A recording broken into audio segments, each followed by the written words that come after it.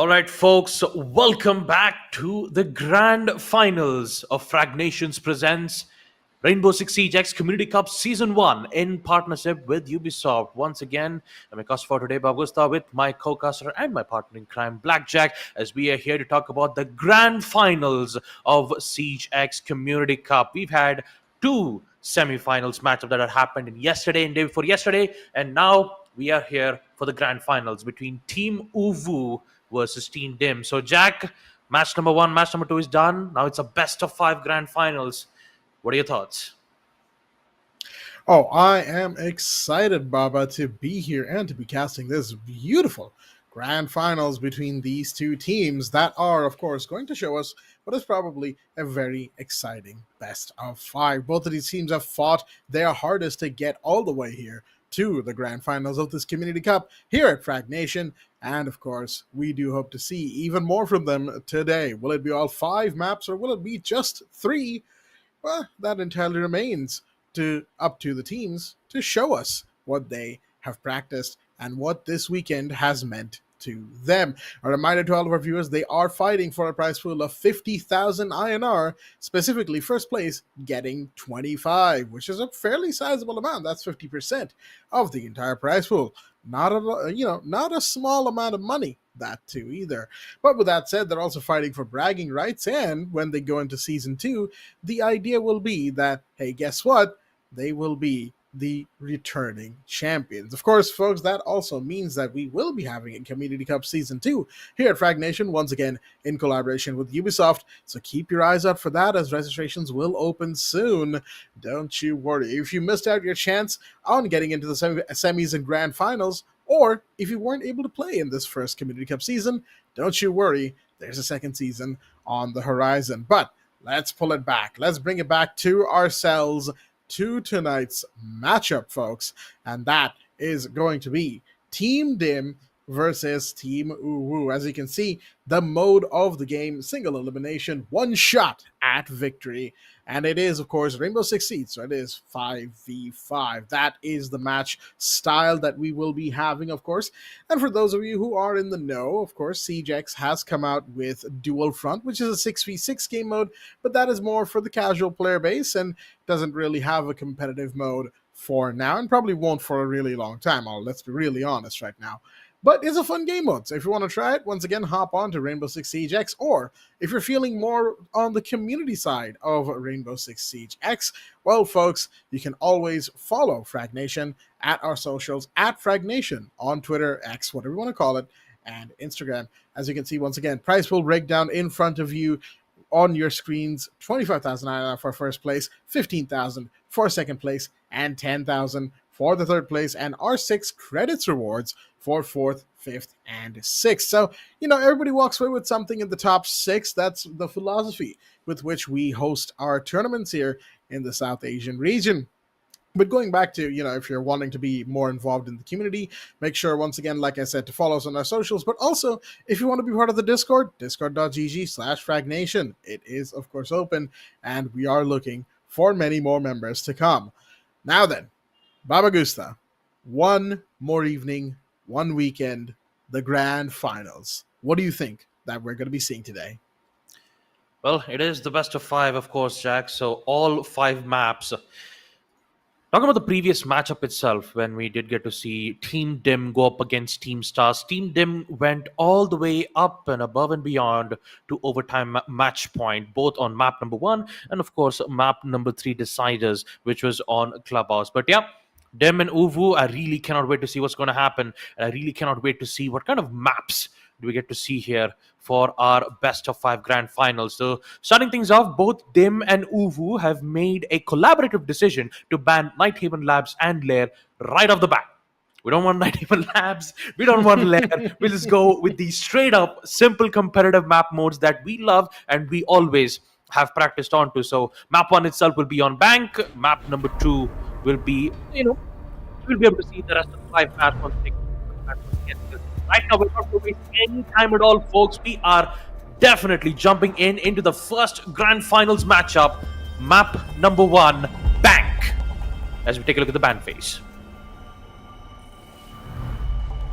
Alrighty, so first couple bands already in the fray, and of course it is Kaid and Montaigne. The map is banned, of course, so the fact that Montaigne is banned should be of no surprise to anybody watching, but Kaid is an interesting one, given that basement is the main place where we get to see Kaid be played.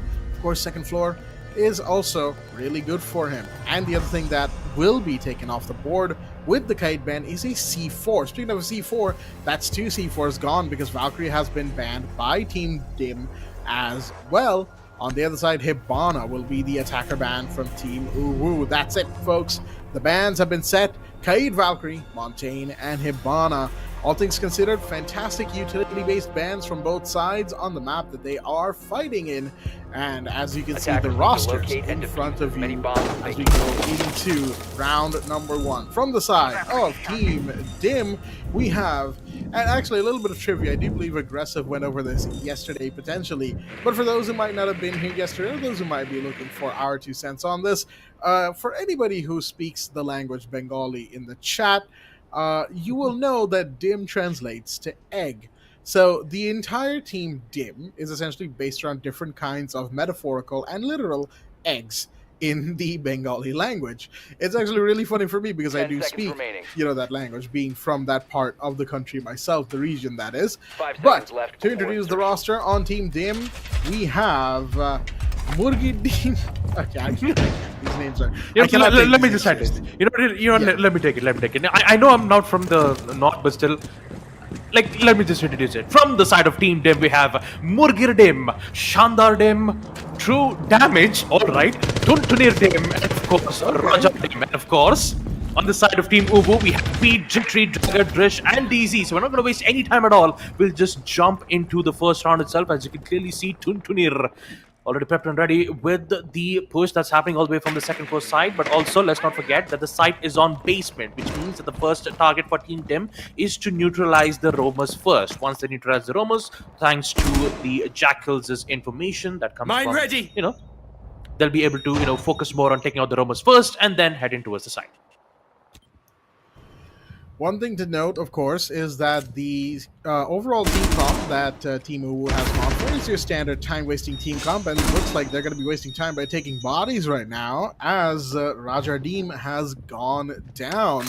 That's unfortunate for the attacking team, because that is an Ashe as well, a really aggressive operator who will no longer be effective in this engagement. So, and I have to sit this one out as the hatches are going to be breached in the meanwhile. Pretty decent roam setup from Team UWU, so that's going to have to be cleared first as we go top down for the attacking team, or not, as Jittery has decided, you know what, I'm going to fall back, preserve my health. Fenrir is still up there, and that, of course, is Dizzy. So up next on the chopping block, potentially, if Shandar is able to get this kill, maybe. They are pincering alongside the Jackal onto this Fenrir's position, so they might not be too long for this wall. Dizzy, shots are about to be fired, maybe, potentially. But no, I believe he might have actually fallen back because he has not been taken off the equation. Yeah, he's playing directly under the stairs instead, as the FNATs are going to give away that someone was trying to come down these stairs just now, and that will not be a hit for Dizzy. Instead, he goes down, and the Capitao takes that kill. I got. Yep.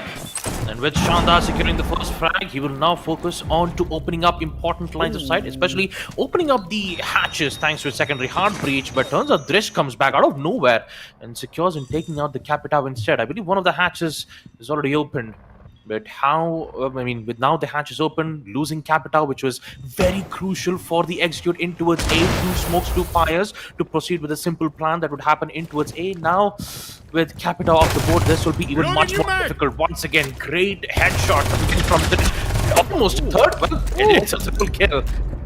Every single shot's been delivered, and with the rest of the 2 players already hunkered down all the way from the side, they'll be managed to secure the rest of the 2 kills and provide Team UWU the first round win in the grand finals. Well played from Team UWU. That initial pick coming out from the roaming Azami, that is of course Jittery and Drish with the triple kill right towards the end, managing to get a pretty good flank off against the enemy team. That was, all things considered, really well played, because they needed that. They needed those kills in that order, because otherwise the fall into sight could have proven Attackers need to fatal. locate and Now, of defuse course, for those who bombs. paid attention during the map ban phase, or for those who might have been now, Team Dim are the ones who picked this map. They're the ones who said, all right, let's go to Bank, because it's a best of 5, right? So when you're banning maps in a best of 5, you actually go ban, Bomb pick, located pick, by attackers. ban, pick, and decider, right? So Mhm. when you get to that first pick, and in this case it was Team Dim who was getting the first pick of the maps, they had the choice to go pretty much anywhere that wasn't Nighthaven Labs and Lair. And, we 10 understand seconds why left. those maps are banned, right? I personally don't want to see Lair, but that is, of course, my own bias. I'm not going to insert that in here. But other than those two maps, they had the choice to go anywhere. So they chose to go Bank, but now, having lost the first round, they will be, kind of thinking about that decision. Like, okay, is Bank the right option here? Are we, really comfortable with this? Because that's kind of what losing round 1 does when you're not at maybe 100%. Maybe, the team has yet to wake up fully. Maybe the team is still playing with, cold spectator hands, and they need to warm up as it goes, right? But with that said, we do have a Twitch in play this time around. And Twitch, as we know, a very dangerous operator for defenders, particularly Mira and Goyo, because those are utilities that the zap from the Twitch drone can take out. Now, it used to be a zap, it's more of a laser these days, but you get the point. Shots are fired into stocks right now, and oh dear me, Drish with the mag spray, and this is get one, but gets caught on the rappel, and oh boy, it is body after body. 3 defenders fall in very quick succession. That leaves Team UWU in a very awkward position, because while they have 2 defenders alive and they are full health, they're both in relatively anchor-esque positions, nowhere near the aggressive positions that everybody else was. Twitch is low on health, mind you, and that was, I think, the second operator that nearly went down in that peak at stocks, only to survive in that event. C4 will go out and shots will be fired. That's going to do a little bit of damage to Rajar Dim, but that's not going to take him off the board just yet. But beautiful shot by Jittery will make it a 3v2. With a minute 20, it's a 3v1 now. Rajar Dim takes down Jittery. That's a trade. And will the doc go down? Not quite yet. P90 on hand. He's not going to heal himself because he knows that he probably doesn't have the room to do so. No, he does. He recognizes it, heals himself, and now the plant is going off. The ace with the diffuser on the floor potentially any second now. And this is going to be a very tough spot to be in, especially if you're Team UWU. But no, the ace gets down. And with Twitch and Ash as low as they are in terms of their HP, this is going to be difficult. As there we go, Doc just vaults over. Maybe trying to find the Twitch. Will he be able to? Yes, he will. But the floor's been blown wide open. And now he knows that, hey, wait a minute, this Ash is down below. But this could be a big brain play right here from Rajar Dim if they are able to just stay in line of sight. That's a long defuse happening from the dock, and will they be able to stick it? They might just be able to. Wait a minute! Oh dear me! A misread of the situation from the attackers that leaves Team Dim clutching at their straws, unable to grasp onto what should have been a 1 round. Oh boy, this was definitely not expected though. Dagger, my man, 1v3 post-plant clutch. The amount of decision making that this man took right here, especially once that Vulcan shield was popped up all the way from the hallway, he just looked at the entire range of it and be like, wait a minute, instead of heading, if I just push in towards the double door, there's high likely chances where I might get picked off, because there is one player playing all the way from the backside. They had so much good information that was going to be present all the way from the main stairs, so he decided to basically push in, like ward in towards the left side of the window and just be in a very safe spot. That not only did he down one of the person, he also downed the second, and realizing that the Ash would obviously would have to open up the important line of sight from below where he could easily take out the defuse. All Dagger had to do was just a simple long-range defuse in which even Ash was a little bit surprised, realizing that he doesn't have the information. I mean, Dagger had like really great cover from that time, so it was like pretty much an easy ascent task to get that defuse done. And also from the side of Ash, it would have been better if Rajar had another Ash breaching charges so that he could open up yet another line of sight from below Tellers, but time was of the essence, he didn't get it. And with the Team UWU steals the round away of second round. And for Team Dim, they almost had such good opportunities right then and there itself. But I believe they will be really careful next time and definitely make sure that Dagger doesn't give away the other opportunities. Like, wait a minute, what is this angle? My goodness! All the way from the window side! Oh my god! Dagger! My god, this is bringing me TSA national vibes here, Jack. Oh my goodness. Oh my goodness is the right word.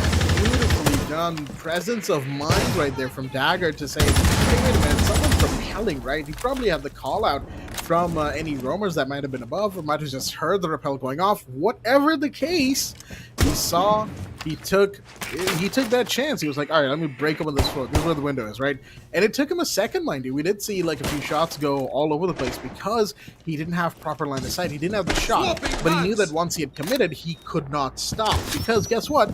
That's a two-way street, and the Iana could have just as easily started firing down, but they were preoccupied, probably not seeing where those shots were coming from. Now, Jackal with the first ping on the Melusi, that's going to give away one position, but of course that is but a moment in time. That Melusi can move and probably has since, because Jackal no longer does continuous pings, right? He only gets single pings and 5 of those. So not as powerful as Jackal used to be. It can be considered a nerf, actually, all things considered, but we'll see how that operator is put to use. 1 minute left on the clock.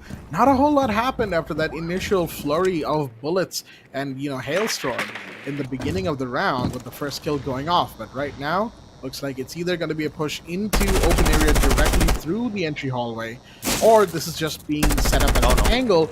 Oh no, you don't want to be standing there, Dagger. That's a drone hole. You got to be careful about those. Dagger will go down. 30 seconds remain. Yep. I mean, it would have been helpful if you had an Azami on a team that could cover up the whole, drone hole that was present from the window side. But there you go, you also have Jittery, making sure that they'll be able to hold up the first floor side, taking out all the players. And for Murgir, very low on HP, will secure the kill off from Diresh and get control on first floor Tellers. Now the pressure is on from the attackers as their time is their greatest arch nemesis. Don't worry about two angles here that's been coming in from DC's end. Which one would push first? From the window side, but not a lot. Jittery's Vulcan Shield will catch one. It's a 2v2. They don't have control on the defuse, and once again, Team UWU, yet again, a perfect finish on round number 3-0. As we get to witness Team UWU's performance on an all-time high. And from the side of Team Dim, once again, their performance on attack has been really exceptional, though, all the way from start to end. The early peaks, all the way from the early phase till to the late phase. Early phase, the drone works is good, the preparations are perfect, the setups are also really well done. It always comes down to the part where they have to go in with those execute, and that's where UWU shines when it comes to being adaptive in certain situations, especially that 2v3 situation that had happened. Dagger, my man, for the past 2 rounds, he's been on form at this point. One was all the way from the kill that was present all the way from first floor to the second floor window. And man, especially with the ban phase that we're going to see right now on round number 4, Mira and Ace will be banned. Ace, a very powerful operator when it comes to hard breach. Hard breaches would be able to easily open up important lines of sight, which could be very quick in less amount of time. That's way much more quicker than a simple secondary hard breach. So with Ace into the picture, the only 2 options they have is either a Thermite or any other operator that has a secondary hard breach. So they could either get Zero, they could either get Capitao, or they could just have another operator, maybe a Sentry with with the use of both the impact EMPs as well as the secondary hard breach to open up line of sight. So it will be tough because both Ace and Hibana are more like a long-range hard breachers, whereas Thermite and the rest of the secondary hard breach that is currently present from the operators are more like a pre-placed gadget. So especially with the pre-placed gadget, highly clear chances that a C4 kill might be in play. But looking at the utilities that are currently present from the defenders, not a single explosive ordnance is present. No nitro cells, no impacts. A total of, oh my goodness, there's a total of 6 barbed wires and 2 bulletproof cams. That is interesting. Drone's ready. Okay. That is interesting. So, I mean, it's one way to get a lot of intel off, right? Yeah, it's intel and denial a little bit. You know, those barbed wires will slow down attackers because guess what? Barbed wires do damage, right? So it's just one of those things where you want it, you have it. It's something that is gonna do you a lot of good. And given the fact that Mira is banned, bringing in the Thorn is kind of like just a way of saying, hey, we can still waste time. We just, have to think about this differently. Because you've got Fenrir, you've got Thorn, you've got Goyo, you've got Azami, you've got Capcan. Really, there's just so much utility that you have to now wade through as an attacker. The Twitch will make this a lot easier, of course, and that does kind of bring me to that point of that Ace being banned is good, because of course it's a breacher ban, and you always want to ban a breacher at some point in the game. But I feel like, given the fact that Twitch has been played to relative success in terms of utility denial, that's probably an operator that might have deserved a ban, maybe not. But here we go. FNAT Mines will await the position of 1, and shots will be fired, but no, shots are missed instead, and Busy knows that he's got to fall back and does so accordingly. Mind you, Dim and the Twitch are both kind of lit. In this case, the Zofia very, very low on health. Claymore's ready! So Claymore will be placed on the main stairs just to make sure that no one gets a bright idea of flanking up the mid stairs just yet. But someone's on Skylight, and there's the Goyo Drish sitting in archives, undisturbed so far. Potentially position given away by the drone, but nothing much more than. Yep. And of course, the first frag will come in. This time it will be none other than true damage, taking out Drish, and once again a reply black will be made all the way from the basement hatch. Now, since time is of the essence, the secondary hard breach will be used to open up the hatches. What would be the recommended course of action? Because in 30 seconds, the attackers need to make their move. They have some information. Important utilities will be destroyed. For the past 10 minutes, drop down will be made. Jittery immediately reset, gets a double kill, and now he just needs to wait for the players who are slowly appearing right towards the stairs. But the protection for Team Den should be all the way towards all the way from the main stairs. Not at green, but wait a minute. No. Deals massive damage, and Beat secures a kill. This is not good at all. 2v4 just does massive wonders, and there's the crossfire angle that's currently present all the way towards the stairs, and with it we will witness Team UWU secure yet another round win. First things first, you never underestimate barbed wires, because barbed wires can now deal damage. And it's not a small amount of damage either. It is a sizable amount of damage. So you got to be really careful when stepping on those these days, because before you know it, they will have shredded your legs into fine powder, folks. And that's exactly what we saw happen to that Zofia. Because guess what? Even so much as dropping onto barbed wire counts as movement, which counts as damage. And when you're at like 5 HP, that's something you want to avoid. Whether or not Zofia had enough utility left to potentially take care of the barbed wire, I don't think we will find out, at least for now. So, with all that said, we are moving into round number 5. 4-0 for Team UWU, as they are just dominating the gameplay right now.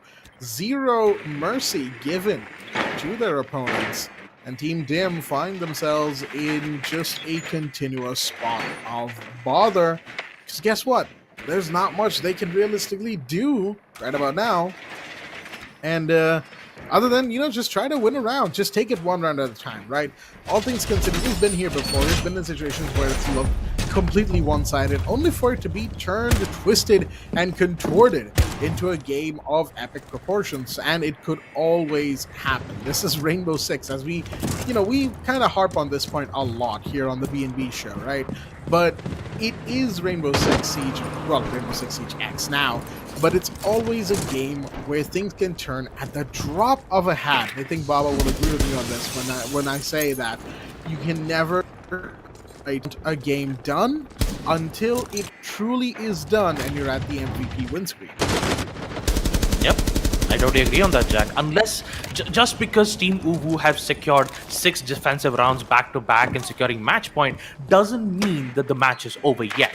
We have seen countless amounts of matches where one of the matches would go heavily in favor for the defenders and not a lot from the side of the attackers. So there is still a chance where Team Dim could fling back, but it always relies on the way how the ban phase works and how well would they go around it. First frag comes in, it will be none other than Wood here. Skill kill taking up Driss. An important the information would be given. Yet another second kill from Tunir to take out Jittery.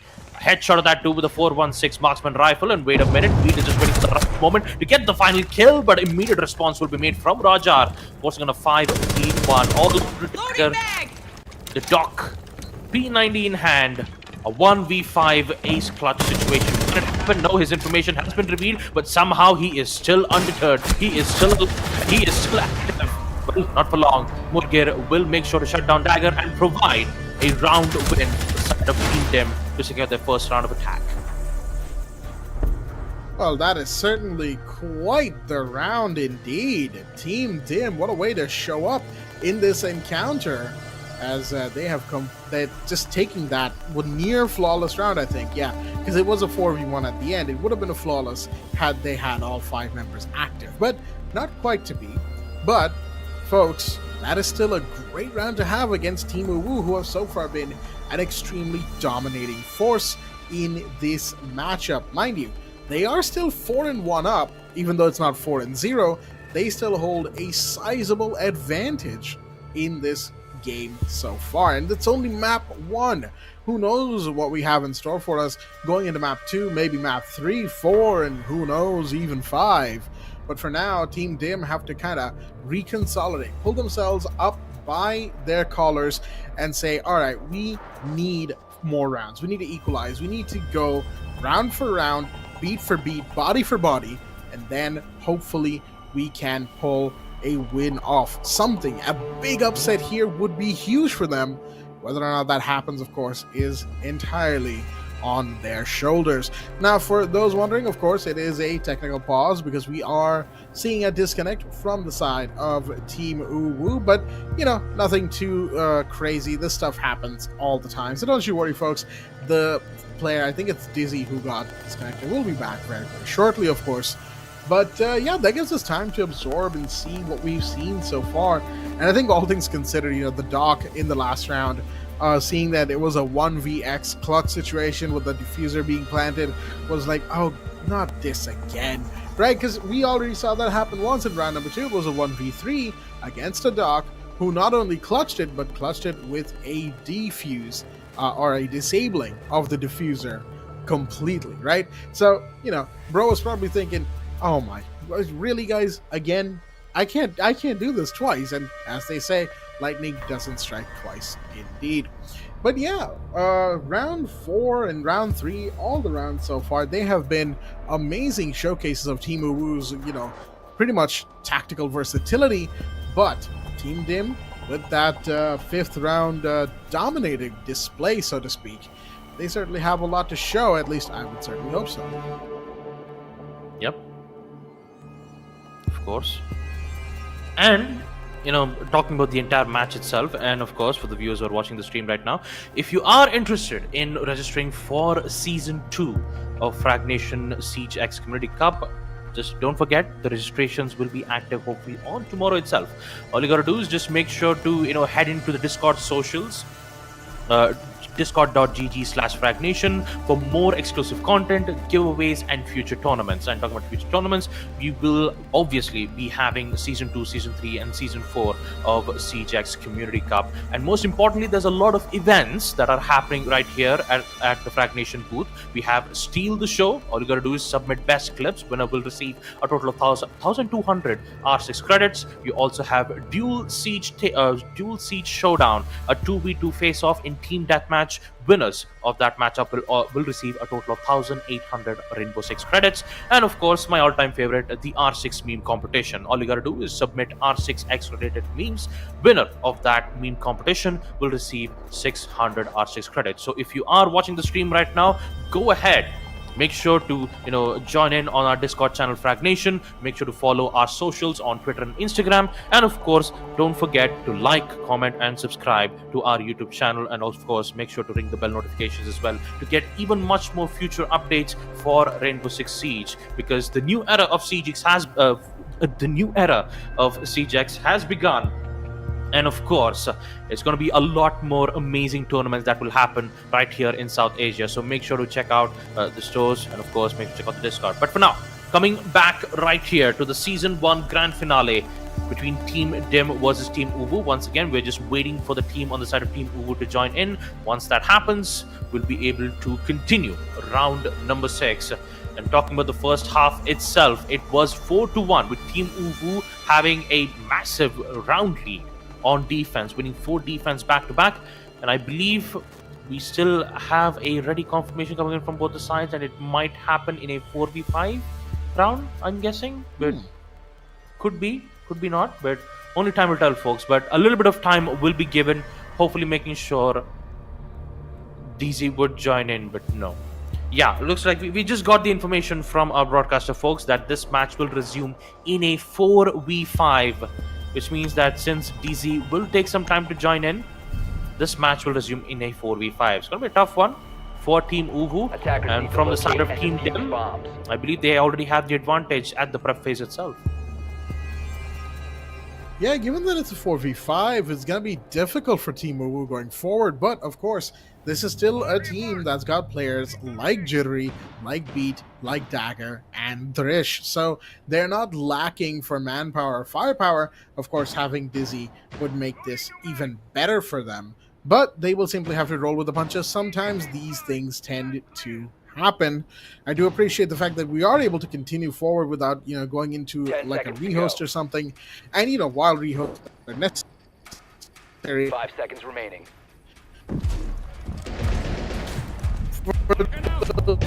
Yeah, now, looking at the overall comp for Team UWU's pick here on Bank for their last round of defense so far, we see that it's pretty much the same, right? Delay based. They're going to make sure to waste time, which is the main reason for taking this comp. Captain, of course, or, with the Legion, throw and just, hope for the best. That will, of course, slow operators down. Make sure that their shins are a little bit more than just itchy, right? Azami with the Kiba batters, and of course, you have the Goyle with the fire and the flames with the canisters that will always slow somebody or the other to a crawl when it comes to facing that part Loading of back! defender utility. Team Dim on the other side, nothing too particularly special from them. The Twitch continues to be a mainstay, and that's probably going to be consideration for when we get to map number 2, and Team UWU has a new set of attacker plans to do. Now, despite his first floor in the open area, and beautiful set of droning right there that will find Jittery and take him right off the board. Yep, that's the power of Buck, being able to quickly swap out from a skeleton key to an assault rifle. Once again, Raja just delivers what he does best. Double kill, there goes your roamers, and now it's all up to Trish and Dagger in a 2v5 situation. Lots of shots being shot down all the way from the second floor side, not being able to deal a minor damage. It should be forced for Drish to fall back in a safe spot. Meanwhile, the attackers will do their job in opening up important lines of sight, which means opening up the hatches towards the stock room. The problem is, since Dagger is all by himself and Drish playing nearby to the neighboring site of Teller's office, I believe there will be some resistance that will be made. Position compromised, and for Drish, he's now in the danger zone, and so is Dagger. And with the attackers, all 5 of them currently prepped up, present and running, they would look good. But here comes the first frag, and it's Drish making his first mark, using the neutral fire extinguishers to use that smoke to disappear like a magician. But for the time, I would say that Team UWU just have to hold on for a total of 40 seconds, which is a difficult task, especially with a massive, man-current advantage we get to witness here from the side of Team Dim. All they have to do is just figure out a way to take out Drish, and it should be well and okay, but looks like Murgir just found out the opening. Now they're free to plant, and with Drish being all the way from the outside, can he deny this plant? He has the Vulcan shield, he has the information from Bulletproof Camp, but look at the opening though, here comes another kill from Drish. The plant is happening. The sprint also being present, but his location still unknown. Post-plant situation is in. It's a 1v3. Can Drish recover a miracle in round number 6? This was already a 4v5 massive disadvantage. The Vulcan shield will dissipate as he slowly creeps up towards the place. He might find one of the players, and there's none other than the players. Holy cow, here comes the quad kill from Drish. He's about to get it, but no, Tun shuts it down. Holy Jesus, almost an ace opportunity that had just arrived from Drish. And all it requires was just one more final information of Twitch was all the way safe from the main stairs. And boy oh boy, this would have been a massive upset if Team UWU had secured this 4-2 as the first half concludes and the second half will begin with the newer bans coming in from both the sides. That was insane what we saw right there from Drish. Well played, all things considered, given that he had to retake site by himself and very nearly pulled it off. It was just a case of positioning that he didn't know, and intel, of course, that he didn't know where the Twitch was at the end there. But man, oh man, it got so close, way too close for Team Dim's comfort, that's for sure, folks. But the second the bans have gone out, and this is of course a reset of the bans, which means the first 2 bans will happen once again as Team Dim enter the second half on the defense with 2 rounds back-to-back in their pocket. Montaigne, Hibana, and Mira and Valkyrie are the bans of this half, and the only one that's different really, I think, is the Mira ban happening first instead of Kaid. So that's really it. All things considered, very standard bans between both sides. We've already gone over this, right? Hibana, great gun, great breaching utility, and of course flashbangs. Fantastic operator in every single right. Montaigne, very hard to deal with, especially if you're playing against him solo. And in a coordinated push, Monty on bank is known to be one of the hardest operators to deal with. On the other side, you know, Valkyrie, great utility with the C4 and of course her black eye cameras. So much intel that she can give away that you just don't want to have to deal with. You don't want to have to pick IQ or Dokkaebi just to deny that, right? So sometimes just ban her outright. There you go. And Mira, as we saw, Team UWU put Mira to use in the first 3 rounds because they were able to get away with it. And this time around, they're like, yeah, no, we don't actually want to go against that. So let's make sure to that vector and C4 and those black mirrors are no longer a concern for us. So the bans are done, of course, and moving into round number 7, we've got Drish already striking gold, pretty much, as that is true damage taken on the board. The Legion gone early in the round. Yep, Drish, the man who secured almost an ace on the previous round. He'll also be the first one to secure an early kill while he's on attack in round number 7. This time the side being on the basement side. I believe they are going to commit for a fully committed plant. Beat and everyone is prepped and ready. Do they have any denials? Yep, they have smoke gas canisters. So unless and until they figure out a way to take out the smoke, they are pretty much free to go in for a plant. And of course, yes, I'm going to forget the Kaid's C4.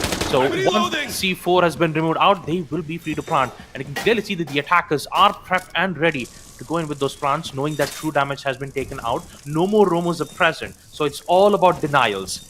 And that information will be given away very quickly from the Fenrir's Dreadmat mine as well. Currently, the Dreadmat mine is present all the way from the other side. From Jittery, wait a minute, 2 kills back from Jittery.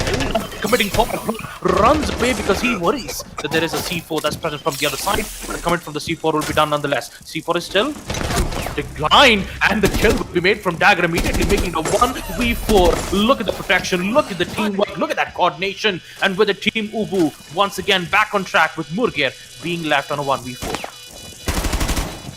A 1v4 for this captain to deal with by themselves, and they'll be able to take 1 for now. Drish will fall, but 25 seconds and counting on this diffuse clock. They gotta move quickly, and they won't be moving anymore as Beat ensures that operator is 6 feet under. Folks, that is going to move us into a 5-2, going now into round number 8. Well played by Team UWU as they saw the fact that, you know, they didn't have to worry too much about the roam. And there's a reason for that, right? The way that Team Dim had set up, we've seen this before, especially in the Rio Siege X tournament, right? that that setup that we saw from the defenders Attackers is need to meant to locate and evoke defuse the bombs. idea of a roamer. Now, of course, it is more effective if you have castle and do a couple of hatches on the second floor to really sell that idea. But the idea here is that there may be one operator kind of playing above, but realistically, there isn't a roamer per se. He's more of a lurker above the hatches. Everybody else is actually in the site. However, Attackers have discovered somewhere the along the location line, of a bomb. Team Dim started to not pay too much attention to the basement CCTV room. And that is the fundamental mistake that Team will latch onto. Is like, okay, so there's not that many players above, right? There's only one roamer, true 10 damage seconds gets left taken before out. insertion. So they're like, all right, let's keep going. Let's push 5 them seconds in the left. site and see what their response is. And the response, unfortunately, was not enough to stop the plant from going off. And Team UWU ended up with a solid round win in round number 7. With that said, round 8, we are now very close to potentially map point for one team here. And in this case, it might just be Team UWU if they're able to win 2 more back-to-back. That's all they need. Not even back-to-back, because they have a 3-round deficit between themselves and Team Dim. So lots to play for Team Dim if they want a chance at maybe claiming map number 1 as their own, because they are the ones who picked this place. They are the ones who took us to bank. And right now, they are unable to bank in on the consequences of that action. Instead, they're facing the music as right now, looking at both of these team comps, yeah, Team UWU definitely oozing with confidence because now they've got a Kali in play. They have a Raora in play as well. And here we go. The Kali will break down a couple of those new jammers because there is no electrification on the side of Team Dim. So the breach should be happening anytime soon. Yep. The power of Raora being able to close off the main hallways, doorways, making sure that the defenders won't have to have like 2 multiple lines of sight, which can basically isolate it to one line of sight instead. Jittery once again attempt with a shot with the sniper, won't be able to find its mark as Tuntun once again securing off to take out DC. Confirmation of the kill will be made from Jittery from his end. He will find the headshot of true damage. There are 2 players currently hunkered down, and once again a plant has been made immediately with the C4. Will the C4 catch? Yes, it does. It denies the plant. Really well played from Murgir, and now the tension arises from the attackers as there are only 3 players, as there are only 3 attackers left. Beautiful C4 from the Mazeret. They're recognizing that there's a plan going on and deducing correctly that it's right at the breach. They will find a huge pick right now. E1D goes out. That might give away some positions right now. Jittery will find one as he has just repelled in. The Goya's been downed. And there goes another Drish and Dagger. The D&D, they're going in. And it's now suddenly a 3-1 call up to Shandar. He needs to find multiple operators and will not be able to do so as the wallbang comes out from the Lion, able to get those shots in, get that kill, and deny any potential from Team Dim to have a 1v3 moment of their own.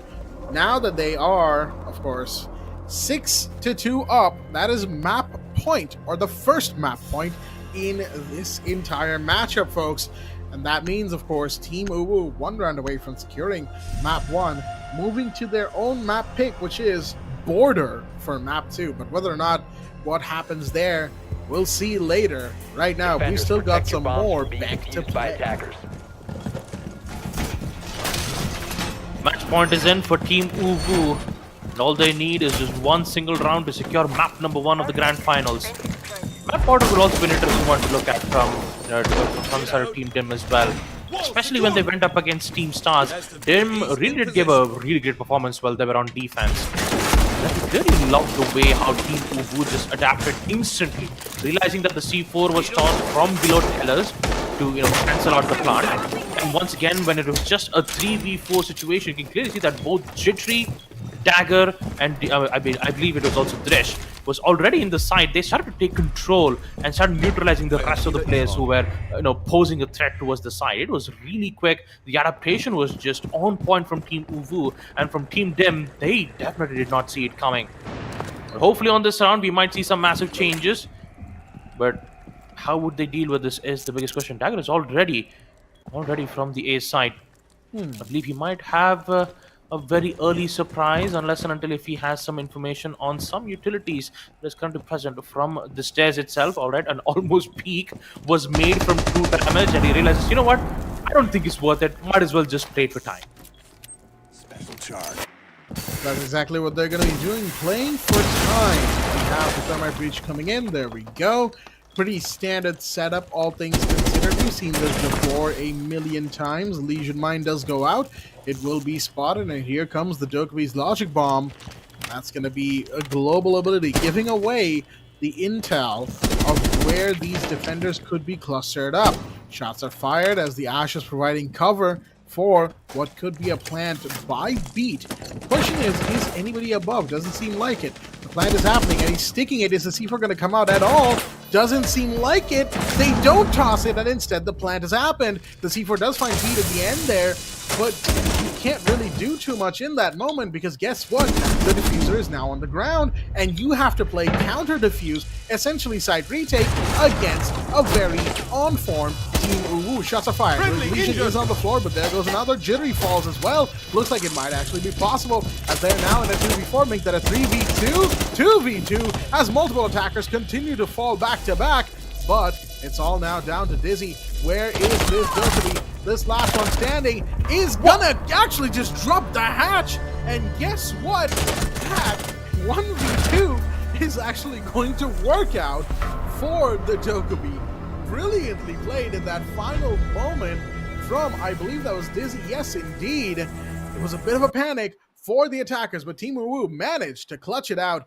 And folks, they are going to take map number 1 very, very quickly indeed. 7-2. And yeah, that is going to be map 1 done. Well played to Team UWU. Huge huge show of domination right there, as they have themselves a very good start to this best of 5. Yeah, I mean, the start itself, it's like there's so many questions. All right, it was a 1v2, and of course, especially when you go in for a defuse like that, of course, you would always have a player that's holding in towards the hatch side. So especially when I saw the kite going in for a long range plant defuse, for a brief moment I thought, you know what, I think, Dim has got it in the bag. It's a 2v1. There's absolutely no way that DZ would, found a miraculous way to sprint all the way from one hatch to the other, drop down, get the first kill, and get the other while the defuse is at just 0.5 seconds. Like, what are the odds? Like, how does that work? It's like Dim, each and every time, Dim has had it under the bag. Their attacks were good. Their defensive were obsolete. The smoke gas canisters, of course, the C4 timings didn't quite work out well because, usually, especially when you're going for a default plant like that, you would always expect a C4 toss.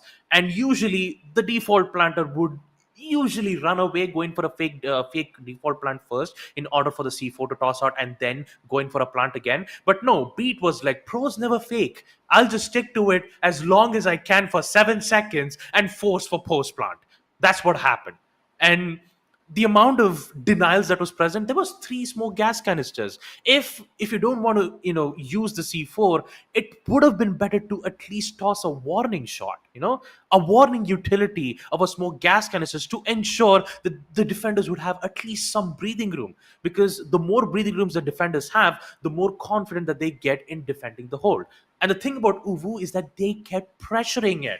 The more pressures the attackers applied in towards the defense, the more problem it would arise for the defenders. Because for the defenders, they'll be like constantly in fear. It's like, when will it happen? When will the plant arrive? When will the attackers head in towards the main stairs and just arrive out of nowhere like Houdini? It's like it's very difficult unless and until if you get the hang of the situation, it would work out. Granted, Dim did an amazing job on the post-plant refusal. They did make sure to take out the players one by one, but it always comes down to the pressure, because for the defenders, once that post-plant happens, it's just 50 seconds. And you need at least a minimum of 6 seconds for a defuse. So every single second counts. And that's the main reason why in each and every rounds, post-plant is never a good idea for the defenders. Yeah, I mean, That's the thing, right? As we go into the match summary, folks, or the map summary, I should say, because guess what? This is only from map number 1, and you can already see a couple of double digits happening there from Jittery and Drish, 11 each. And on the other side, you've got Dagger with 8, really leading the charge in terms of the gunfights. And for Team Dim, we did have a couple of good showings from Murgi Demon, to Team 8 and 8 each, and of course 5 to Rajar Dim. So, they were trying, I think, Team Dim, but it just wasn't to be for them, as there was just a lot of places where they were, unfortunately messing up. I feel like their mid rounds are too quiet for their own good when they decide to go for the long game, and especially on the attack, where they need to tighten things up and coordinate just that little bit more to push into the site, maybe, or in any particular case, find their picks, right? Because as an attacker, you need to find your picks. You need to find those kills to allow yourself the room to get into sight and get, more kills. If you're not able to do that, then unfortunately, you're simply not able to play the game as maybe you're thinking you will. And that ends up kind of blowing up in your face, because guess what? You don't have the room to make that play, right? So giving themselves that little bit of room, giving themselves a little bit of leeway is very important, that I feel like Team Dim needs to focus on going into map number 2.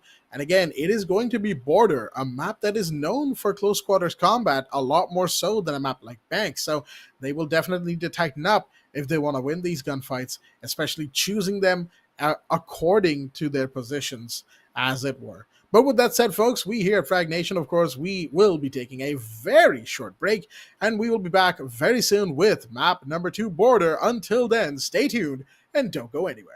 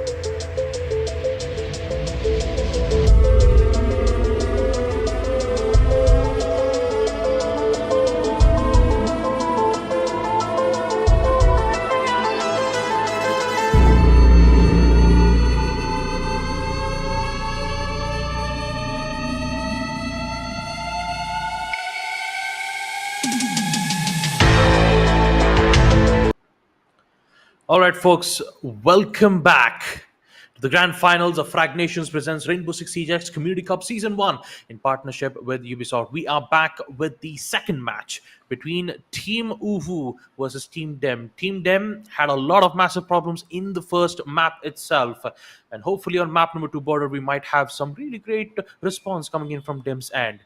Meanwhile, on the side of Team UWU, once again a massive debut and also a massive performance coming in from their end, and I really cannot wait to see what's going to happen here on map number 2 border. So without any further ado, folks, let us jump into map number 2 of the grand finals. UWU have secured 1 point of the best of 5, and now they're looking to complete their second as a 2-0. Map 1-1-0, Team UWU looking at duo as we move to the map of border in the first bands, Vap and Monty and Frost. All right, interesting to see Frost be the one that gets banned here on the map of border against the defenders, no doubt. Team Dim definitely probably have some sort of propensity for using Frost, or there may be just a case of there's a lot of places for Frost traps to hide, right? Windows, half walls, stables, vaulting areas, so many different places where Frost mats can be put to good use, and that's why that operator got banned. Meanwhile, of course, in terms of the second set of bans, it is Grim and Mira. No surprises there. Grim has been a menace as of the last few patches after his big set of buffs. But realistically, the big one that has really kind of changed up his gameplay, we've talked about this before, but it is the ability to bounce his canisters. So he no longer feels as clunky to play, right? He can now deploy them from roofs, like from ceilings and stuff, or get them into tricky positions by having them bounce once onto a different surface. Really good changes that were made a while ago, but it's always nice to bring them up in service of the operator. Mira, of course, to be expected. It's one of those operators who's like, yeah, no, we don't want to deal with this operator, really. Black mirrors have been a scourge for attackers to play against.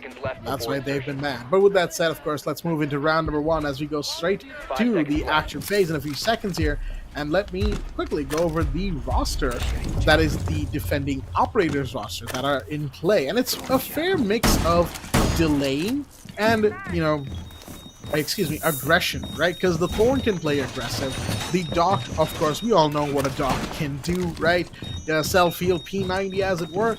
Really, really hard to deal with. Mute, more so the case of Denial, especially the way that he's putting down his jammers. That's going to stop breaches from happening, or at least hold them back for a while. That's also going to make sure that any utility like Dokkaebi is going to have a hard time revealing operator intel on these defenders. So, all things considered, a good mix of operators we've got here for the side of the defense. And now, with the first little bit of utilities being broken, let's see what the attackers, that is Team UWU, have for us to see. Yeah. Looking at the way how, Drish is working out from the side, calls will be made, but not to worry. Mute jammers are present, so you don't have to worry about press F to take out. But wait a minute, there's a huge push being made. Already one player down. That is DC. Not a lot of good cover that was being made from Jiffy quite early, but action will be made nonetheless. C4 toss won't be able to catch the player who was down. Here comes the flashbangs. Early access, early aggressiveness coming in from Team UWU. The only question is, will they be able to secure it from those set aggression? Not quite sure. Shandar will get one. Is Dresh off the board? I believe it was Buck. Was trying to use verticality all the way from below. Didn't quite work out well. Here comes the Brava drone. Trying to get some info. Try to steal some utilities that is currently present from the other end. And here comes the sustain. Being able to revive. Being able to, heal back up to 100 HP thanks to Doc. Will be able to put the side of Team Dim in a very healthy state. It's a 5v3 now. Dogs is just working wonders as Murgir once again secures a kill. It's all up to Dagger and Beat in a 3v2 situation. One Murgir has been taken out all the way in towards Fountain. They only have one C4. Shandar has one, but looks like Shandar will be able to take out Beat instead, forcing Dagger in a 1v3. Really tough position for Dagger to be in. Of course, they've done this before, but the question is, can they do it again? It is border, it's a new map, and we've had a little bit of a break, so, the hands will be slightly cold. So whether or not this particular clutch is going to pan out is anybody's guess. Shots fired, that's the first kill, and a good one at that. Roger Dim goes down, but Dagger is now put down to half health. Brava, of course, with that gun, it's a bit of a slow firing AR, so you got to pre-fire every single angle. And oh boy, I don't think he knows where the Valkyrie is. No, Shandar is going to get away with it for now with the positioning that is. It is, of course, a great place to be. And there we go. Dagger pushing into Fountain, thinking it might be clear. It is not. Because guess what? The Valkyrie was sitting in the corner, waiting for the entry. Good start for Team Dim, as that little bit of forward aggression on the main armory door by the breach allowed them the time to really reconsolidate, and the amount of utility wasted, right? Trying to get that mute jammer off the wall, trying to get the mute himself off that particular part of the map, and all it did was put Team UWU in a heavy disadvantage. 1-0 to Team Dim. Attackers need to locate and defuse as many bombs as Once they again, can. a really great defense coming in from the side of the defenders. All they have to do is just make sure to keep that momentum up and running. Changes in operators, especially from Team UWU. Demos and IQ, both of them will be brought up. They realized that in the first round they had a lot of utilities that was going to be present from the defensive side. A lot of placement utilities. So being able to identify most of them and being able to remove it will be their main concern. But looks like a 6-pick will be made, interestingly enough, to swat out from the IQ to the Bliss. And the thing about the synergy is that IQ and Twitch works well when it comes to detecting exactly where those utilities are, and for Dagger being able to use the shock drones to take out those said utilities. So like it works hand in hand. But immediate change will be made, though, as DZ will bring in the choo-choo train. And I believe that for Team Den, I hope that they're prepped and ready for this. Sequential breaching activated. Okay. So we've got a blitz in play. Not sure exactly what the thought process is there, but I guess Team UWU has that information to relay. Right now, Drish taking a little bit of damage, trying to get into the corner here to customs inspection. Oh dear me, Valkyrie gets down, and meanwhile we had the Jaeger coming in saying help is on the way here. Unfortunately, that help was for the attackers. They get two very quick kills, and now the hallway wall has been blown wide open by the Ash. Shots will be fired, but the smoke, Oh, no. half health. Oh dear me, there's the train, there's the shots, there's the head. Hot like a grape. That is another kill taken by the Blitz, and now shots are fired. Mercury team does find one. That's literally off the board, but the plan is happening. Double kill to Drish. Will it be a triple? Because there's one in Battleground, and that's the only one remaining. No, it's going to be Dagger to take that final shot and put him down. Team UWU decide, all right, you know what? We kind of messed around in the last round. We kind of messed up. This round, we're not going to do that. Instead, we're going straight in. We're no quarter, no mercy. They pretty much just brute force their way through customs, into the site, into the plant, and into victory. What a way to make a statement as they equalize early, 1-1, going into round 3. Yep. Round number Attackers 3 need to will locate and commence, defuse and bombs. so is the equalizer that is present from both Dim and UWU. I have to say that right now, when it comes to change itself, I can clearly see that Team Dim has made a decision to play a little bit safe this time, bring in a bit of a denial type operators. You have both the Goyo as well as the smoke. Goyo is really powerful, especially with his Vulcan shield, being able to deny more than 20 seconds. Way much more higher than a smoke gas canisters. So I would say, like, since you have 4 10 Vulcan seconds shield left. that can deny all the way up to 20 seconds, followed up with smoke gas canisters, 5 that's seconds you left. can like constantly throw and detonate for a total of 30 seconds in total. Could be more than enough to ensure that they could keep the attackers at bay. But how would you deal with the train known as the Blitz, who would just throws the smoke and just arrive right at the... Okay, wait a minute, Team UWU. Are you just telling me they're just going in for a very huge flank? Oh, my lord, that's Oh, exactly what's no. happening, and Hashir just instantly denies it. There goes Blitz. The chance for a plant will be decreased significantly. Smokes, gas canisters will be placed right from the window side to ensure that none of those aggressive attempts will be made. Diffuse has been dropped. Team UWU. Was it a good idea, though? I'm not sure if if they had fully droned out the site, or maybe they had, and when they had the drones out, they saw that, nobody was in tellers. But even then, by the time you get to, where you're going to plant, right, you would want to drone it out at least one more time. It's intel, right? And there we go. There's double kill for Moji team on the other side. The Glass is now taking tons of damage. He's gonna actually push up super aggressively against the Goyo and actually gonna get taken down for his trouble. Oh dear me. Alright, full collapse for Team UWU, as the decision making on display not quite the best, as you could clearly tell with the way that they had the Glass, the smoke placement and all that.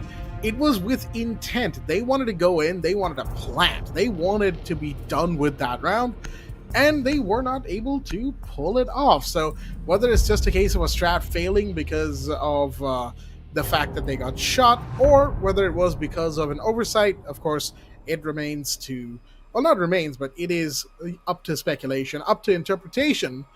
But what Team Dim will be happy about, they are 2-1 up. That is now going to put them back in the lead, but it is early on map border so far, so nothing too particularly surprising happening yet. I mean, I guess a little bit of it is surprising, is that Team Dim is taking rounds against Team UWU a lot more consistently here on border than they were on bank, but there are a fair few reasons for that, and of course we've expanded on them already a little bit. But given that it is already 2-1 in border, we've already had the final bans for the first half, Blitz and Valkyrie, for those who might have missed it. Of course, it took me a while to get around to that because I was trying to decipher what Team UWU's thought process was in that last round. But hey, at the end of the day, I don't think we'll quite figure that out unless we ever get our hands on Team Cons, right? But all things considered, Team Dim right now looking good is the main factor here, and with the Blitz now banned, Team UWU now has to play a different kind of game going into the second part of the first half. Yep. Although the previous round, the whole rush in towards the first rotate didn't quite work out, even with the Blitz being present. It's still even much more problematic if they keep using Blitz, especially when the site being on second for Armory. So quick entryway for DC, all the way from security room. There's no contestants being made from the opponent's side, so he should be safe. Dronox will be made to find out some other information regarding with any defensive utilities, the usual stuff. The difference is, how would they make their entryway? Like, what would be their main goal when it comes to planning default? And I believe their main focus might be into a second floor archives. It's pretty much close. They don't have any shield operators though, since both Montaigne and Blitz have been banned. The only thing that they can heavily rely on would be either the smoke grenades and just go in with a simple plan. Or you have Jitter playing as a Demos, so if he has any information regarding with at least some of the defensive operators, I believe it's going to be a lot more chaotic once Demos starts shooting from below. I mean, exactly, that's what I'm talking about. He's right here on first floor ventilation. All he needs is just information, and that player who is currently playing on the half wall, pretty soon he might meet with him pretty much soon. There you go. Mute has been targeted by Demos. Where is he? Yep, there he is. All the way from below. He has to run away, and look at that teamwork from Mute. Very well done to flush out the Mute, and now there goes another one. Actually, 3 defenders have fallen in the space of all of that action that's been happening, and now make that a 4th. Jittery finds Husher Team, and now it's all down to the last one no longer. Jittery with the double. And yeah, just a complete collapse this time from Team Dim, as they were pretty much taken to town by the attacking team. We're saying the word team a lot, folks, but that's just because both teams have the word team in their name.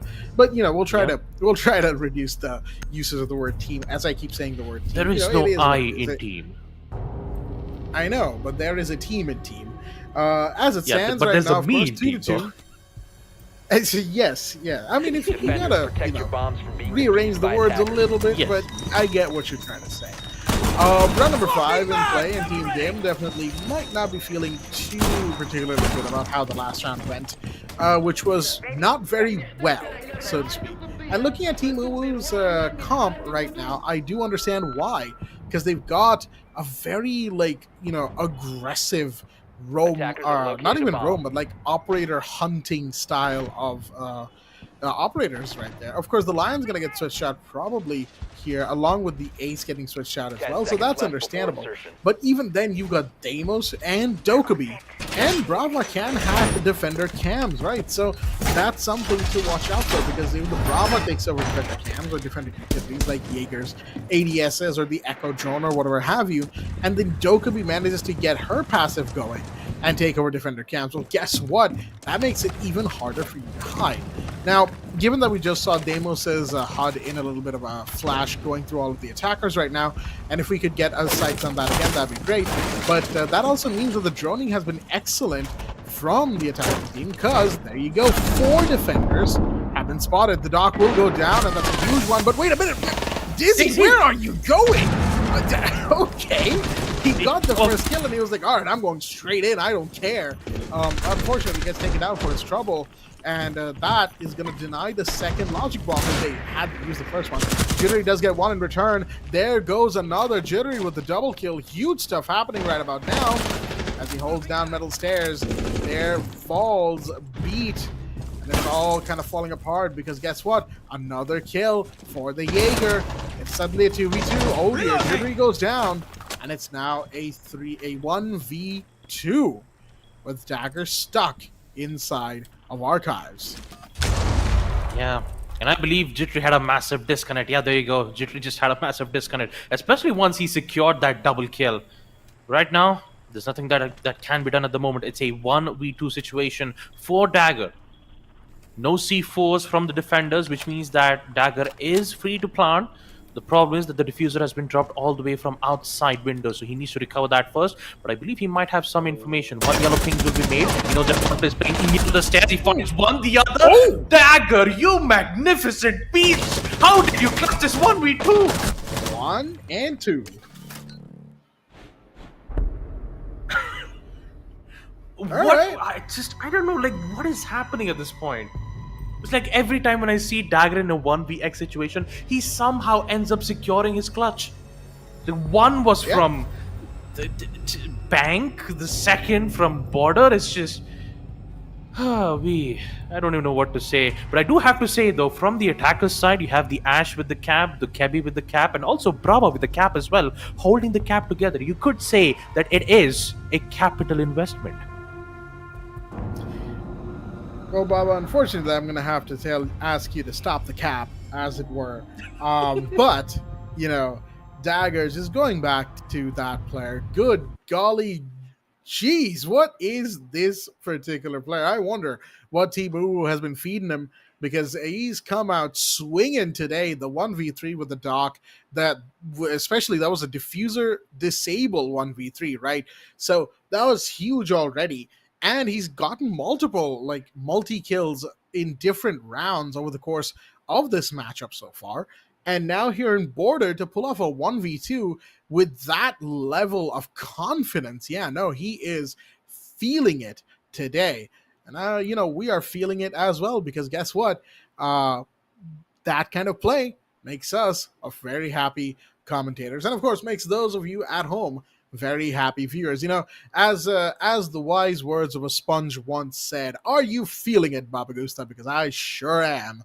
But all things considered, great stuff from Team UWU, great stuff from Team Dim, and I do believe we are now in for a 3-2, right? So best case scenario for Team UWU right now, it becomes a 4-2, and they go into the second half with a defined lead, right? Or best case for Team Dim, it's a 3-3 equalizer. You go to the half with pretty much a refreshed mind, refreshed score count. Because if you're 3-3 in a game like this, where it's been so back and forth and so close in so many rounds, that means all you got to do is go to the second half by just taking a deep breath and thinking, okay, we've lost a few rounds, that's fine, doesn't matter. With that said, looks like Jittery has indeed returned, and we will be going into round number 6 very, very shortly, folks. So, last round of the first half, and that means that these bands that you see in front of you, Montaigne, Grim, Attackers Blitz, need to and then locate Valkyrie, defuse as Frost, and many Mira, bombs as they can. they will be unbanned, and the bans will be reset going into round number 7. So, lots of stuff to look forward to. And once again, we've said this before, but I will kind of put this out there again that I love this new system of bans because it keeps the game fresh. It keeps us guessing and on our toes all the time, because as the game develops, more, data-driven bans of like, hey, this player really loves this, or this operator was really hard to deal with. Those are the types of bans we love to see, right? And that is exactly what this new ban system really allows for. But with that said, we're going to be going in. Once again, a delay-based team comp from Dim with the Goyo, with the Capcan, the Legion, the Smoke, the Malusi. Yeah, they just want the attackers to stay far away from sight. Meanwhile, Team UWU, they've got themselves, once again, that aggression-based gameplay style. This time with Jittery saying, all right, I'm going to pass on the Deimos to you, Dizzy. You're doing a good job. You're doing an overall good job. Let me pick the big gun, the Blackbeard himself. Yep. And I believe for Team Dim, they're about to feel a whole lot of new experience of pain.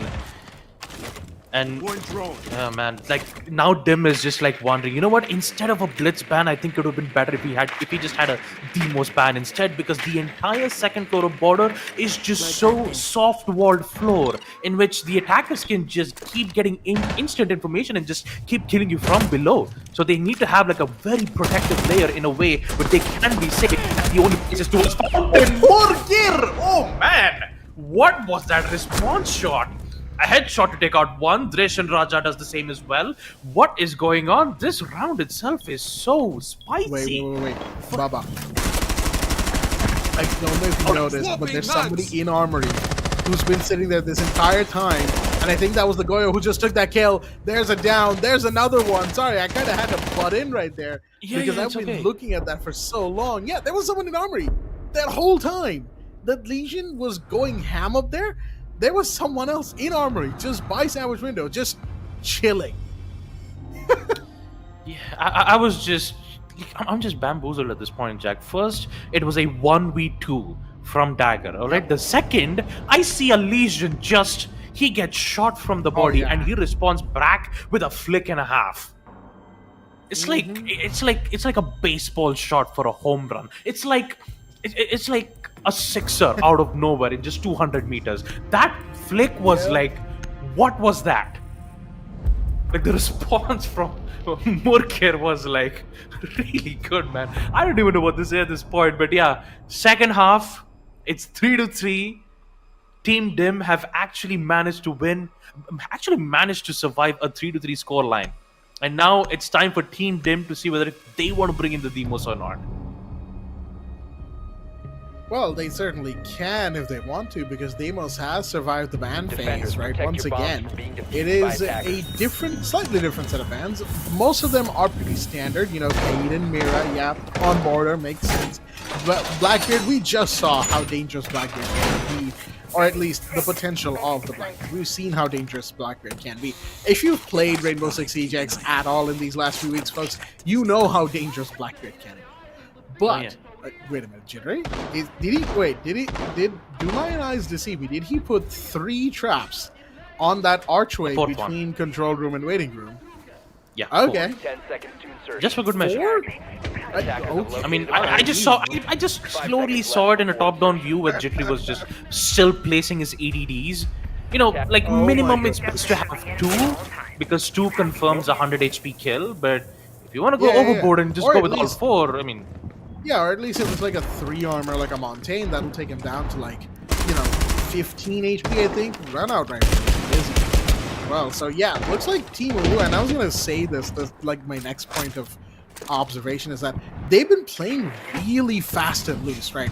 Compared to Bank, where they were so tightly knit, tightly coordinated, this time around in Border, they are playing very fast and loose, right? As if they want to take single peaks and single picks as much as possible. And oh dear me, Dizzy, you're gonna make us dizzy with if you keep pulling off shots like that, as they take down the Ash. Yep.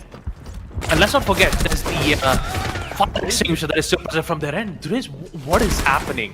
What is happening? There's a dual run out that's happening right from security room, and Team Dim have no idea on how to counter this. Another double kill. That comes back. Team Dim is like, what just happened? Where's the rest of my crew? Is science related to Max? 1v4. He actually found one, but can he get the Azami though? He actually wants to contest with the Finka. All right, Murgir.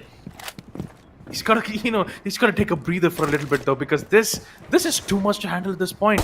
Wait a minute, Azami is still from the other side. He still gets the headshot. Murgir will confirm it to a 1v3, but okay, what is going on though from Team UWU's end? I think it would be best to let the Finka enter into the building first before securing the kill, because sure, it's a 1v3, but Murgir still has a chance to come back, so they definitely really need to be careful on this.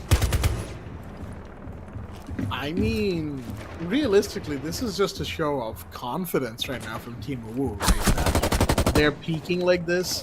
It's one of those situations where, like, you kind of know you've won. There you go. Jittery will be able to actually confirm that. Take a few shots, you know, that at that range, you do tend to... the recoil does tend to make you miss a few more than you would like, but, you know, all things considered, Team UWU, they'll be happy with the win, and by golly, they were playing aggressive right there, right? Even more than usual, because we all know how it is right here in South Asia. Aggressive play gets rewarded quite a bit, because as much as players love to play aggressive, they don't have that many counters against, you know, aggressive playstyles. So Attackers need to it is locate what and it defuse is, as many bombs and in the case of Team Dim, as you said, Baba, they really seemed like they just could not catch a break, right? One would go down and they'd be reeling from the loss, and suddenly there's another that's gone down, and another, and another, and another.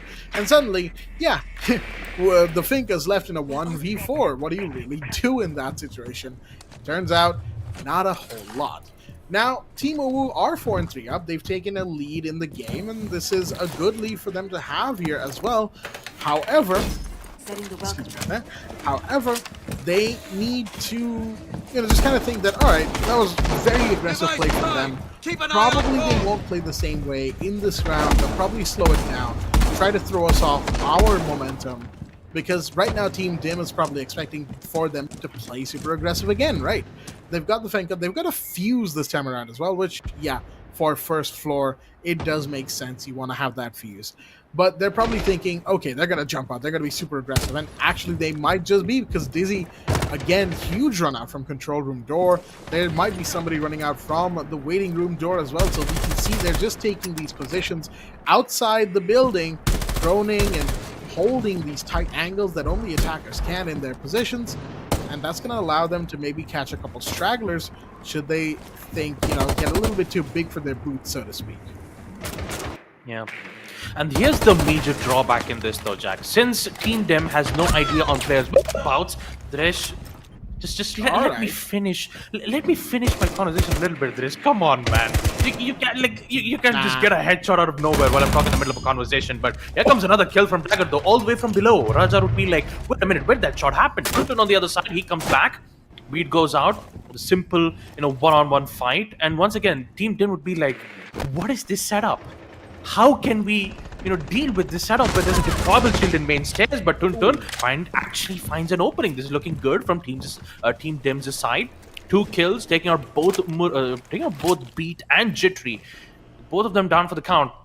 Now they can, you know, finally have some, you know, some sigh of relief and just focus on the first floor tellers. And like I said, the major drawback of this is that since if they're all the way from outside with having no information, Team Dem are forced to go for a massive drone work in the action phase, which takes almost half. It almost takes half the round, which is definitely not a good sign for the attackers, because now it'll take so much time just to get indication of the rest of the players. And once they head in towards the side, they'll just go in blind. They have C4s. Actually, there is no C4s coming in from the defensive side. One of the C4 has already been expended. So it all comes down to the line of sight that's been present from the defensive side. And look at that, just like I predicted. 47 seconds. Drone works are done. They've managed to get control on second floor. But how will they deal on first floor tellers? That right now is the big question that Team Dim has to answer. How do you transition from the second floor control situation to getting control over site? You've expended so many resources right now, and the cluster chargers are starting to come out. But again, where do you really go from here? Is it going to be hatch trap into bathroom? Looks like it might be because they are setting up for that. But guess what? Now that the shots have been fired, that's going to give away your position of the fact that you're trying this entry. And here we go. Plant is going to go down, and it might actually be successful. No, it won't. Shot through the wall, and there's easy get another. The fuse drops in. He's got one, but he's only going to get one. Gets taken out for his trouble. Team UWU, once again, comfortable hold right now for them in this phase. As right now, 5-3 being the scoreline. They are once again tallying up the rounds, and Team Dim, whatever momentum they had earlier, it is growing further and further. Dim. Nice wordplay, Jack. And of course, I'm just Trust waiting me, to see I had the. to. No, trust me, I had to fight my linguistic instincts to make Attackers that need to locate and defuse pun bombs. because, on one hand, my brain is fighting to make egg-based jokes because of the name, right? Yeah. On the other hand, dim is, lights go dim and all that stuff. Setting up. I've been fighting my linguistic instincts like this entire time, all right? Give me a break.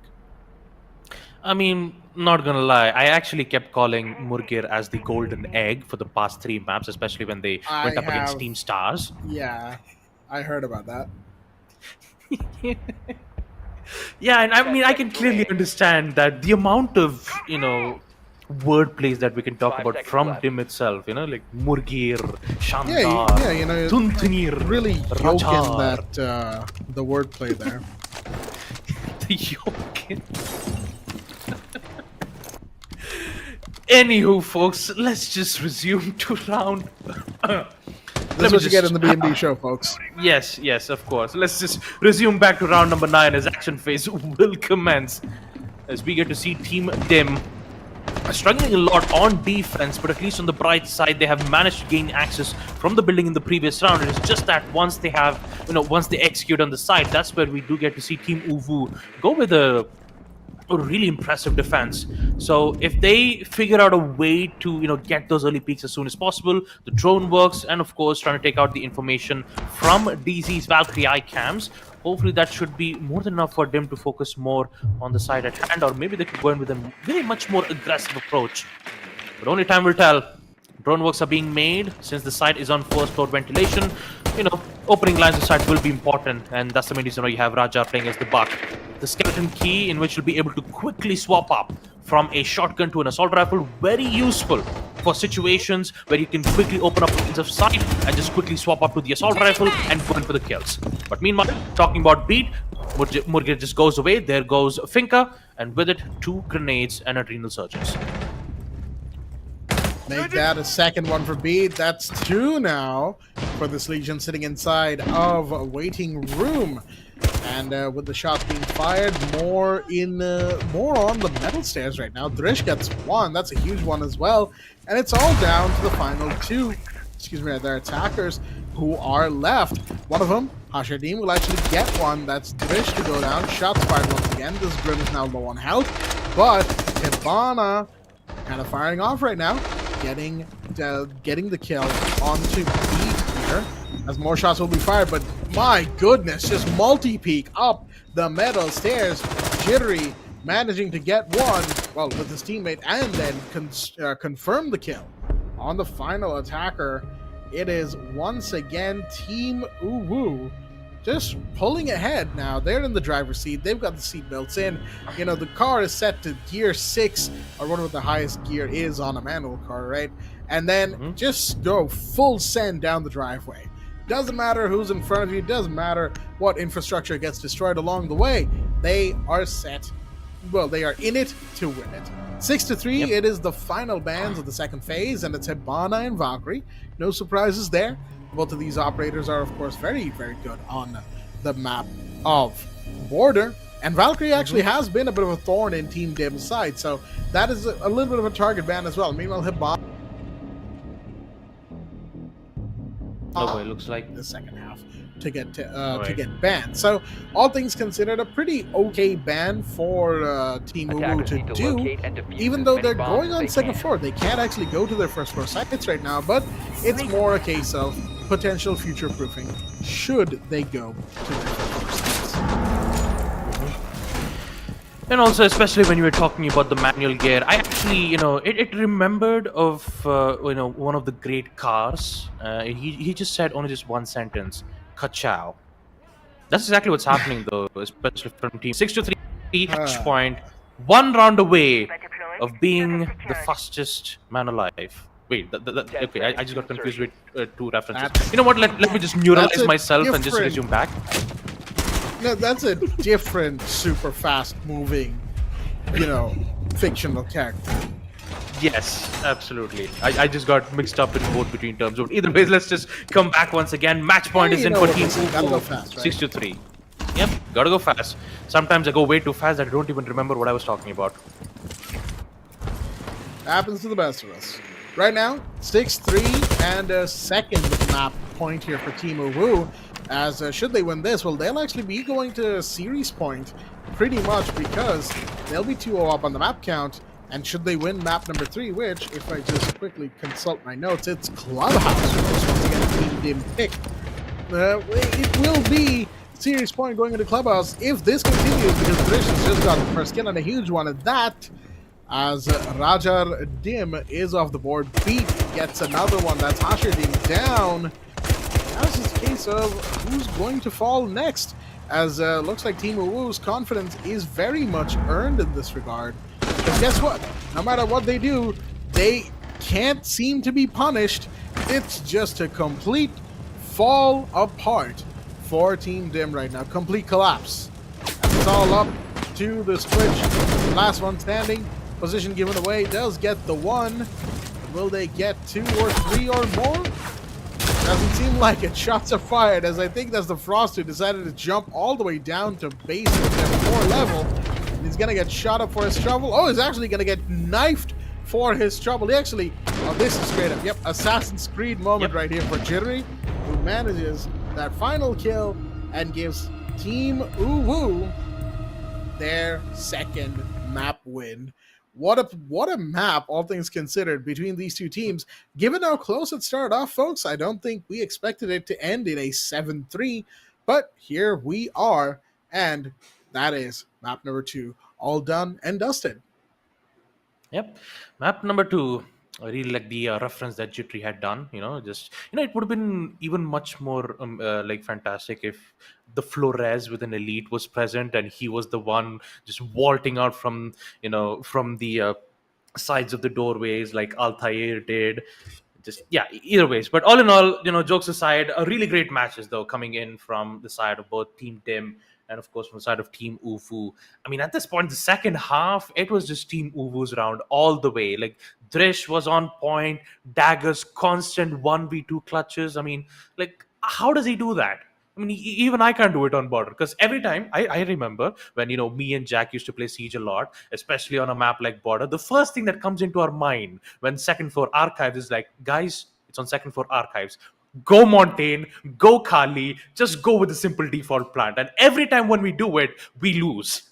Like literally, we would lose every single rounds on border. It's just hilarious how we just keep losing on second floor archives. But yeah, talking about border itself, Dagger, my man, he just ends up clutches out 1v2 situations, and there's a lot of fun time moments that we did get to see from Uvu's end. Same thing, I would have to give admiration and of course good efforts being made from Team Dim side too. Even though that they were having a lot of massive problems, especially on the attack side, their defensive rounds were also really good. Being able to handle out the aggressive play styles that we did get witness from the attackers end, especially one of those rounds where we did get to see DZ play as the Blitz, and he was just tossing smokes, immediately jumping towards the wall, only to realize that the crosshair positioning that was present from the defensive side from Dim was really good.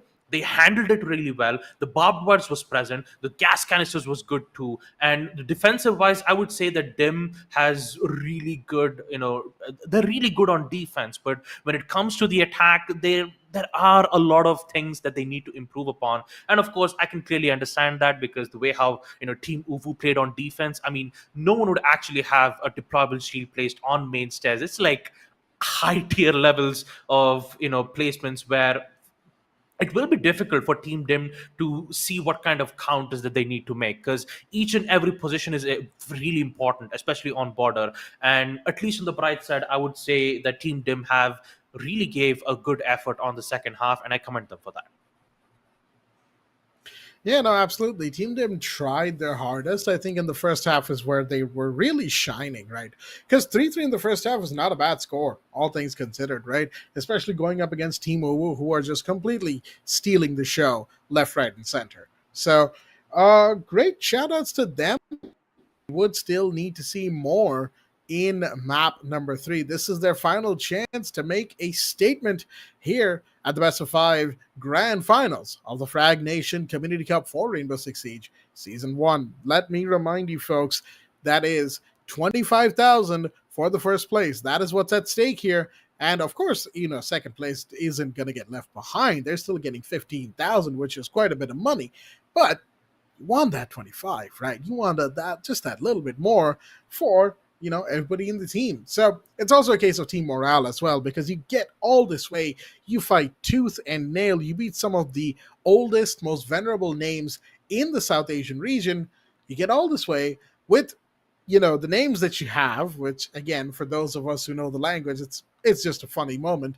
But you have this team gimmick, you have the names, you have all the way to the grand finals, and then to lose, it would certainly be a little unfortunate. But folks, it's not quite over yet, and you never know what the next map will bring. Of course, we'll be taking a very quick break, and once we are back, we'll be going right into map number 3, Clubhouse.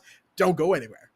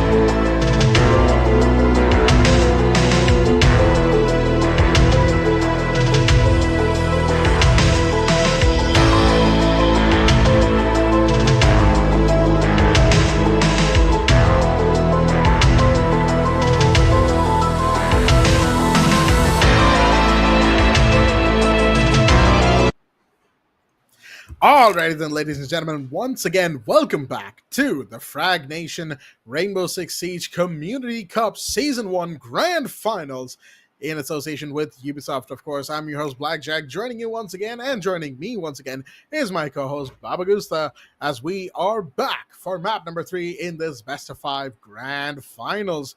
And boy howdy, what a Grand Finals we are having, isn't it?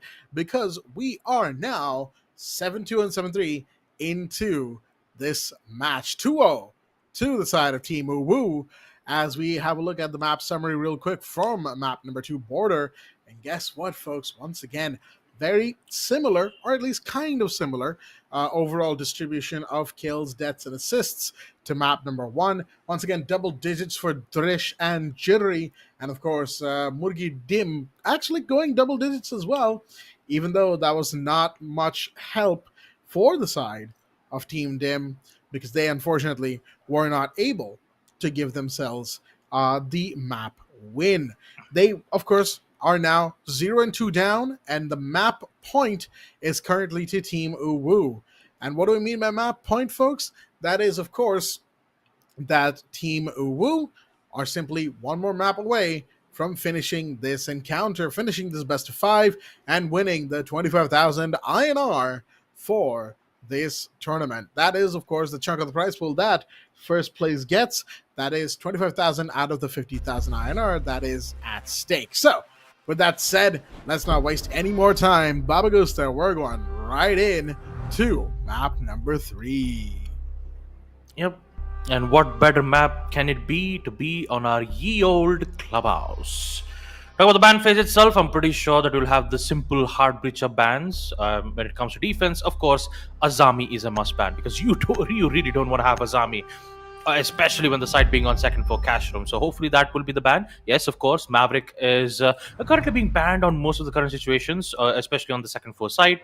Maverick having the ability to quickly open up the hatches from his blowing torch. So with Maverick being banned, Kaid being banned as well, because he has the ability to basically electrify hatches. So there is still another solution for the defenders, where if they do want to deny the secondary hard breach charges, they could make a small hole, or maybe on the left or right side, and just use impact nades itself, and just hope that that impact nade would actually destroy that said utility. But all in all, the second bans will be none other than Montaigne and Bandit, which means Azami is free wide open, and also Castle will be brought out as well. All right, looks Attackers like we need to have locate ourselves a and defuse game, as many folks. The bombs as they bans can. overall, as Baba discussed, pretty good, all things considered. With Maverick, of course, it's all a case of the fact that electricity is now a neutral tool in Rainbow Six. Right? We've gone over this before, but for those who might not know just yet, basically, what it used to be before is that electricity would damage the attackers, right? And after a couple of changes, it basically stopped destroying defender utility as well. So it was very clearly a defender aligned, element in the game, right? 10 seconds left. However, it has been returned to being neutral in the sense of it will no longer 5 seconds to damage insertion. anyone, but it will zap and slow down both attackers and defenders if you are caught on the other side of an electrified wall or on top of an electrified hatch. So it is more of a neutral tool. Gadgets will get destroyed from both ends if they interact with it. So all things considered, Team UWU, they, had a couple of good bans right there. And of course, the Maverick being taken away from them is purely because of that reason, because Maverick can pretty much just rappel on the wall and be completely safe from any and all interruptions. So, a good ban on the map of Clubhouse, but of course that leaves Thermite, that leaves Ace, and so many others wide open, but Drish already securing a big kill, because guess what, the Amaru is in here, already, in Logistics Office. He's going to get a second one, because Hashirdim was unaware of the fact that the Amaru has made her way into, once again, Logistics Office. Dokubi Logic Bomb goes out, and Dokubi herself inching closer to this cash room door right now. He's going to shoot out a couple pieces of utility. Breach does go out, and that means, once again, wall is blown wide open, and the entry is ready. Super goes out, not going to find anyone. That's the only piece of explosive utility they had left, folks. And now it's all just a case of falling in and getting the entry, And in the meanwhile, Cass is actually going to deny one. That's a huge one as well, as Drish will go down. But Jittery finds the return kill, and the Valkyrie goes down too. It's all down to Murgi Dim, and will be given away position, will be taken down by Dagger. That will be round one going to Team UWU. Yep. Just clean, precise, and no problems in opening up the breaches. I believe that's the main reason why you see both the Kaid and the Bandit being banned both at the same time. Sure, there are many other ways where you can take out the, the hard breaches. And basically you have to go in with a very old technique called as the impact trick. Now, impact tricks can be used on basement Defenders, church. protect I your don't bombs from think being you could defused still by use attackers. those impact tricks on the second floor side. Yeah, no. pretty much so. No, yeah, exactly. Yeah. It's just on basement church. So, yeah, and the reason for that, of course, this is actually a conversation that happens every now and again, but the reason impact tricking on main breach walls is no longer a thing, folks, is one, well, it's actually a twofold reason. One, because most walls that use impact, like for instance jacuzzi wall on second floor, gym bedroom, right, they had a little bit of wall, like soft wall at the top of the reinforcement that would never get fully like covered up, right? So you would throw the impact against that top part of the wall, get it just across the reinforcement, and the splash damage would take care of the utility that's actually trying to break the wall, right? But the other reason that doesn't work, other than the fact that those bits of walls have been covered up, is also that the damage radius of impact grenades was actually lessened, right? I think that it's been a while, but essentially that almost completely got rid of impact tricking, except for very specific niches like the hatches on Clubhouse. Yeah, absolutely. Yeah, I actually forgot to mention that because, like we don't usually see a lot of impact tricks because it's very useful on certain sites, and it still has the ability to take out Hibana's Ixcaros pellets, the ace charges. But look at that, Demos already getting picked out quite early. When here comes Thresh, immediate trade outs will be made. At least on the bright side, with Demos not being available, it will be difficult for the attackers to get some information. But meanwhile, as you take a look at Dagger, I believe he's all the way from main stairs. Shots almost being made, but he gets up with another kill. Shanda's trap from EDD gets it. Dagger, they definitely did not expect that to happen, but just by talking about it, once we start, explaining about this round, the whole round is done and dusted. Team UWU, once again, quick, clean finish on round number 2. Absolutely, and that's just another case of Team UWU being very well versed with this map, very well versed with all the possible angles and playstyles that you could have on a map like Clubhouse. It's just one of those cases where, yeah, realistically, what more are you going to do? This map has been played to death, right? Attackers need to locate and Most defuse players as many in the bombs pro as they circuit can. know Clubhouse like the back of their hand.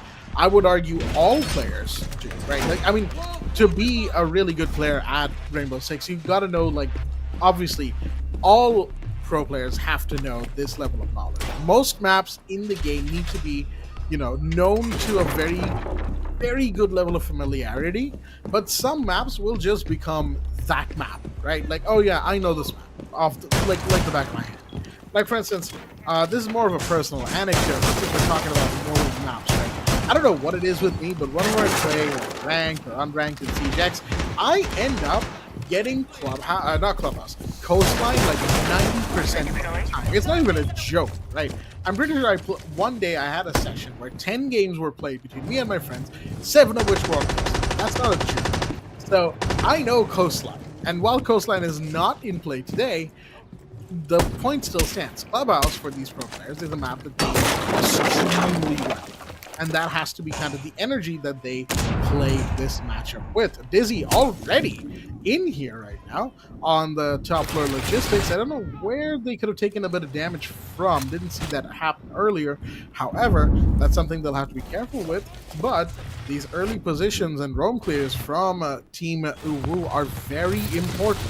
They have a pulse that they got to worry about. And the pulse is going to move around. But wait a minute, Dagger's got the first roamer already. That's Morgan gone. Else is peeking on this side of Armory. I don't think you want to do that because he's in blue. Shandardin actually gets one. That's Dagger down and another one off the board as Dizzy falls. And looks like the attackers are going to be falling one by one. But wait a minute, there's another in blue, and Drish gets one of his own. But Oh, he no. has been downed. It's suddenly a 1v1, and the Hibana is going to start planting. Question is, does the Alibi know where this plant is happening? No, they do not. And now this 1v1 is got a whole lot more intense. Shots are fired, and no! That will not be a confirm for Drish as the secondary SMG, unfortunately, failing him at that moment, allowing for the Alibi to confirm the kill and confirm the defuse. A much needed clutch right here for Team Dim, as that will allow them one round in a very important moment. You know, Jack, what's more ironic is that both Dagger and Beat got picked off from the same EDD, main stairs. Previous round it was Beat, and the next previous round it was Dagger. It's just, to be honest, they were supposed to win that 1v2 clutch, but man, I'm not gonna lie, from the side of Team Dim, great way to, secure that important 1v1 clutch, really necessary, to bring a bit of balance into the third map, realizing that Team UWU are already securing series point for the grand finals of Fragnation's CGX Community Cup. So if they really want to get back up on track, they need to figure out a way to win massive rounds on defense itself. Because Team UWU, their name of their team is pretty much ruthless aggression. Just aggression every single where. So unless and until if they figure out a way to pull it out, in which they are bringing in smokes, you can keep seeing Rajar keep playing smokes each and every time, mainly because of the way how the attackers are, pushing aggressively towards the side. And I believe the main reason why we don't see Rajar, play a little bit more extended is because he is saving those 3 smoke gas canisters to deny default plant. So what I would say is that I think it would be best to use at least 1 smoke gas canisters to try to, force the attackers wait, especially when they're trying to breach up the wall on second floor cache, so that the defenders would have at least some time to figure things out on what to do in that situation. Of course, it'll be around like 34 seconds, but it should be more than enough to be prepared once the smoke dissipates and the attackers makes their move. So it's okay to use at least 1 or maybe 2 smokes, especially on early and mid rounds, but for late rounds, having at least 1, which is basically used for default plant denial, would be the optimal way to do it. But once again, it's all of the defensive side as we focus on the side. Drish, but he is stealthy like a ninja. He finds 1 immediate trade out from Rajar, and now it's a 4v4. That's one of those plays, right, from Drish, and we've seen this before from his teammates in Dizzy and Border, where you get that 1 kill from a really risky, really aggressive play, but then do you really need to play it that aggressively to where the next play you make pretty much gets killed, right? Sleeper goes out, that's not going to find him, of course, and there we go. The mirror window has been shut down, effectively speaking. There goes the Jaeger off the board right now. Flashbangs are flying everywhere. And the player in Jim is going to be taking a lot of damage. Actually, it's Roger Dim who's taking a lot of damage right now. More shots are being fired. And there's a down. There's going to be another. This Mira, tries to escape with the skin of her teeth. Isn't able to. It's all up to the Alibi, who can't, unfortunately, get too much. But wait a minute. Jittery blows up Beat. And no, dear me, Dizzy just went down. Diffuser is not in their hands either. So they have to find this Alibi. And they have to get this kill. Otherwise, it is not going to work. There goes another explosive canister. And the pings are all in. I think they know where this Alibi is. They should have an idea for the time being as shots are fired. And that is definitely going to allow for Jittery, I'm losing my words here. For Jittery to know where he was. But here comes the flank. But no, here's Deimos with the ping. This is where Deimos is at his most lethal. When you're in a 1vx, how much can you really do against this gun, against this operator, against this player more than? But wait a minute, that's a down. That's a huge one as well. That kill will be confirmed, and the Alibi has an idea of where to peek, but not quite. Decides to go running and will get taken down for their trouble. A lot closer than I think Team UWU wanted that to get, but ultimately they will take the round 3-1, and they are building quite the lead in this early game. Yes, indeed, Jack. Before we proceed to the end of the first half, the defenders still have 2 more rounds left. I mean, this round and, of course, the round next to it. So hopefully, ending the first half on a 3-3 should be, should be their main focus as of now. Changes in operators as the cabbie Iana and Buck will be brought in from the attacker's side. Defenders, protect your I believe bombs the from being site defused will by be attackers. on basement. No, it's on second floor cash. I mean, of course, I believe that a repick will be made from the attacker's side, so some changes will be made nonetheless. Bomb located by attackers. Defensive side, you have the Thorns gadget. You have Tuntun still going with the alibi. Alibi's prismas are really good for providing information, especially when you have the attackers shooting constantly through a barricaded window or a barricaded door. You would get instant information on players' whereabouts. When alibi was first released, it was mainly 10 used seconds as a left before distraction, insertion. but now alibi's 5 gadget seconds is to go. mainly used for information and mainly used for the MX4 Storm, which has one of the most highest fire rates since Operation Parabellum. But yeah, all in all, action phase will proceed. So are the attackers who are ready to make their push. And interestingly enough, I believe that the entry-wise would be all around towards the side of tunnel. Good help coming in from Beat as he uses the Supernova shotgun to give help for Jittery to provide entrance towards tunnels. Although when it comes to information, not a lot. So Jeet, all right. I can't believe I said Jeet. Jittery will be You making said the sure. thing. Jittery is going to make sure he's going to catch each and every angles with a pie chart technique, basically like checking each and every corners and making sure that none of the defenders are playing it as close as possible. Alright, looks like we're gonna have Capcom bolts going off on this top area, but no, there are the ADSs. That's not gonna allow for Capital to get anything more, but Beat's gonna find a big one. That's going to be Hashidim down, and there goes Rajadim as well. It's just falling once again. Jittery with one more. And meanwhile, entry for Drish, who's currently going through all the status effects as the alibi does find one. There goes another. They had entry into sight, but unfortunately, they didn't quite have the intel on where these positions were. Flashbang does go out. That's not going to allow them to see where everyone is. Beautiful peek by Shandar Dim, and that's going to take Beat off the board. Team UWU, what should have been a really good position for them, has just suddenly fallen apart. And now, oh, beautiful shot from the alibi. And once again, Shandar Dim taking down Jittery. Very fast and loose gameplay once again from Team UWU that allows these two defenders to pretty much do a 2v4, if I believe correctly. And yeah, I gotta say, that early bit of aggression, fantastic, but Team UWU really just gave away a bunch of individual picks, individual gunfights that they lost, and unfortunately for them, that means their lead, what they were probably looking for, 4-1 into 5-1 maybe, they will have to settle for a 3-2 going into the last round of the first half. Defenders, protect your bombs from being defused by attackers. Yep, round number 6 will be in play, the side being on Basement Church. And I have to say that for Team UWU, sure, speed can sometimes help in, providing pressure for the defensive sides over and over again, but it would be best to get some breaks in the middle of it, because the more you try to pressure, the more the defenders will have a proper understanding on how exactly the execute is going to go for. And I can clearly see that the job that has been made from both Tuntun and Shandar has been really well, both playing as the Thorn, the second, playing as the alibi, being able to hold those important lines of sight, as we get to see some information being given from the attack drones from the side of Team UWU. So when it comes to the ban phase, Blackbeard isn't banned, so isn't Blitz. So Pete will make sure to get that operator up and running. Will be an interesting one to look at.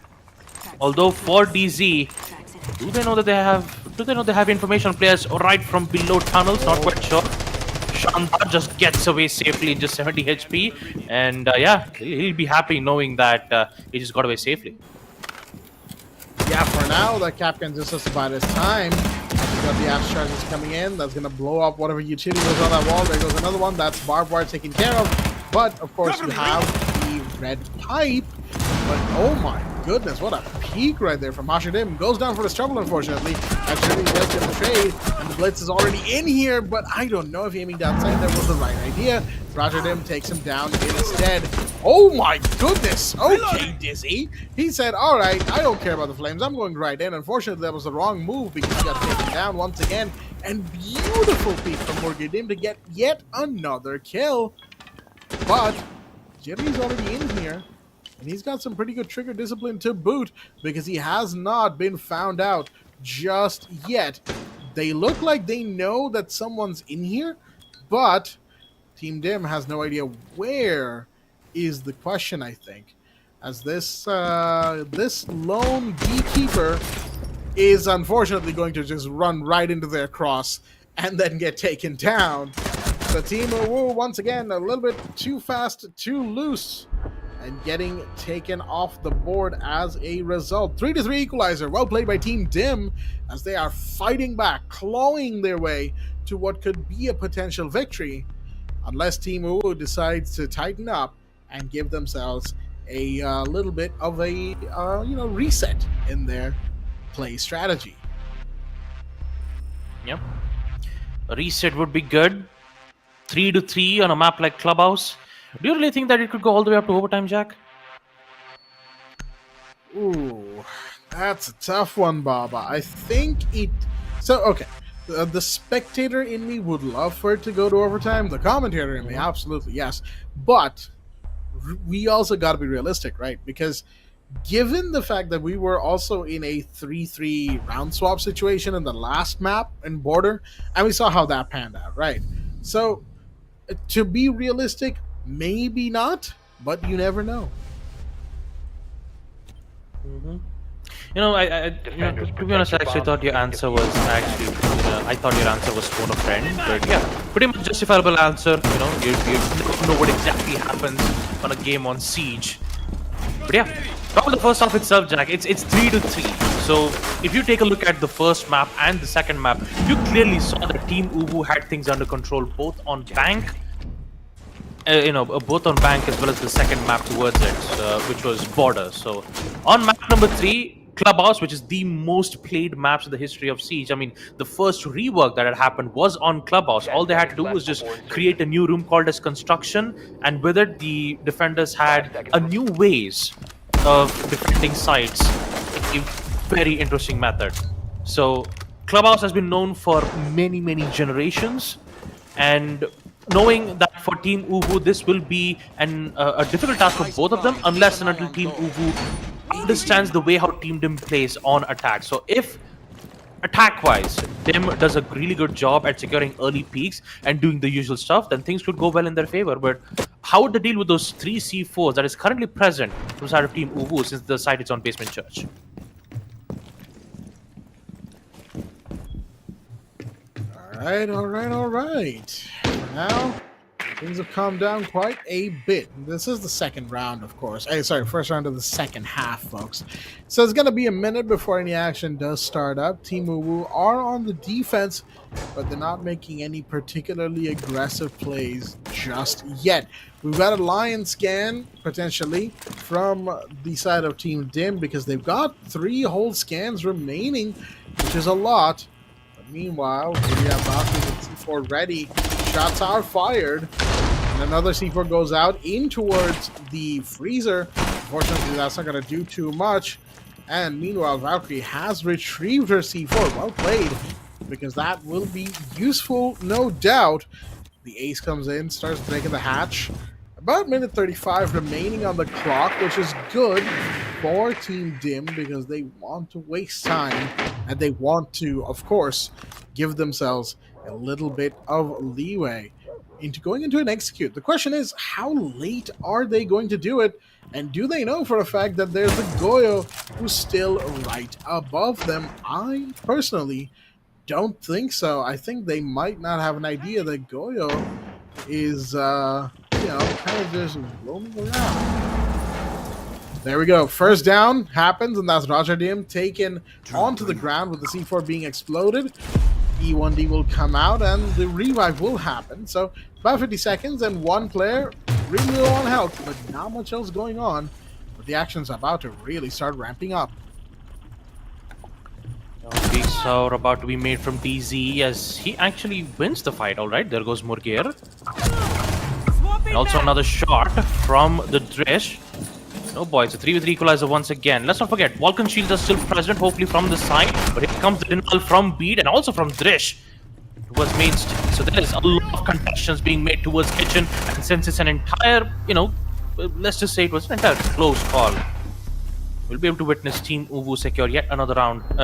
They'll be able to secure a round on defense. So basically, they just, cornered them in a way where even if you do drop down, you'd get picked off. And even if you try to rotate back all the way from main stairs, you have the Goya who's just patiently waiting for them to just keep arriving right at their crosshairs. So it's just, when it comes to angle-wise information and also clearance, I could clearly see that Team UWU does an exceptional job. And for them, most of the time we always see those 2k 3k plays coming in from either Tuntun or from Rajar, who both of them have done a really great job in securing most of the important rounds that was present. So 3-4 will be the scoreline. Team UWU currently the ones in the lead, but we have to take a short little pause, mainly because Jittery has been disconnected, which means that we have to wait for a minute or two for him to come back. Well, it is what it is, right? It's just one of those things when it comes to playing in South Asian Rainbow Six, as these disconnections tend to happen. Folks, do bear with us. We'll get Jittery back in here very, very soon. But with that said, excuse me right there, I do definitely love what we've seen so far from both teams, Team Dim and Team UWU. As UWU, whenever they look like they're playing for keeps, they are playing for keeps. They will show you their hand and they will make sure that you have no way to counter it. And that's what I love about this team. We have seen them before and we will continue seeing them for as long as South Asian Rainbow Six exists, folks. They are a dominating team with a really good heart at that and really good fundamental understanding of how Rainbow Six works. On the other side, Team Dim, most of these are new faces, actually new names to me, and I do like what we've seen from them so far. Is there room for improvement? Absolutely. There always is. And you never should think that you've become some perfect or whatever. There's only one fictional being who is perfect, folks, and he is an android. But that is neither here nor there. You know who I'm talking about, Baba. If you don't, I'll explain. I thought you were talking about Goku, right? No. Same. Goku's not you perfect? got the right franchise, just wrong character. Yes. I have to go back to the... I need to go to the knowledge books again. Yeah, continue. Yeah, you need to hit the hyperbolic time chamber. But anyway, we are going to be going further into this round in just a moment. I think Jittery has returned and we're just waiting for the ready confirmation from both sides and we'll be back into it. But what I was saying is that, Team Dim, I love what we're seeing from them so far, but I would love to see even more, which is kind of the point, right? We want to see more from them. We want to see them thrive and survive in the future Community Cups. And once again, reminder to all of our viewers who are watching right now, who may have missed the announcement earlier, but Community Cup Season 2 for Fragnation, Rainbow Six Siege X will be happening, and registrations will be opening very, very soon, so don't you worry. Keep an eye out on all of our socials at Fragnation on Twitter and Instagram, and of course, join the Discord at discord.gg/Fragnation for all the future news and updates about community events, meme nights, and all the good stuff that will happen around Rainbow Six Siege with Fragnation in association with Ubisoft. With all that said, now that we're in round number 8 and 4-3 is the scoreline, what are we looking at? Well, it is Gym Bedroom, second floor. That's the site of choice. We've got a Fenrir in play from Team UWU. No surprises right there. Alibi is back again with the Mozzie to deny drones and intel. But what do we have from the attacker side? Well, it's a pretty standard breach combo of Ace and Thatcher, along with soft breach from Buck and Sledge and Ash. So it's really just a case of break stuff that is going to be happening from Team Dim. The question of how successful it'll be, that remains to be seen. Yep. You always have those Breacher brothers, as I like to call it, the Ace and the Thatcher, sad thermite noises. But all in all, Ace is a very versatile Yeah. Sad thermite noises. Exactly. Like, usually when it comes to Clubhouse, it's always a Thatcher and Thermite, where the Thermite can just blow up the entire wall. That's how powerful the Charges is. But when it comes to the Ace, Of course, it's a Selma breach charges. Of course, the range of destruction is a little bit low, but it still gets the job done, and it's really quick and effective. So, with that being, with that being in play, with it being very quick, breaches will be open on second floor CCTV.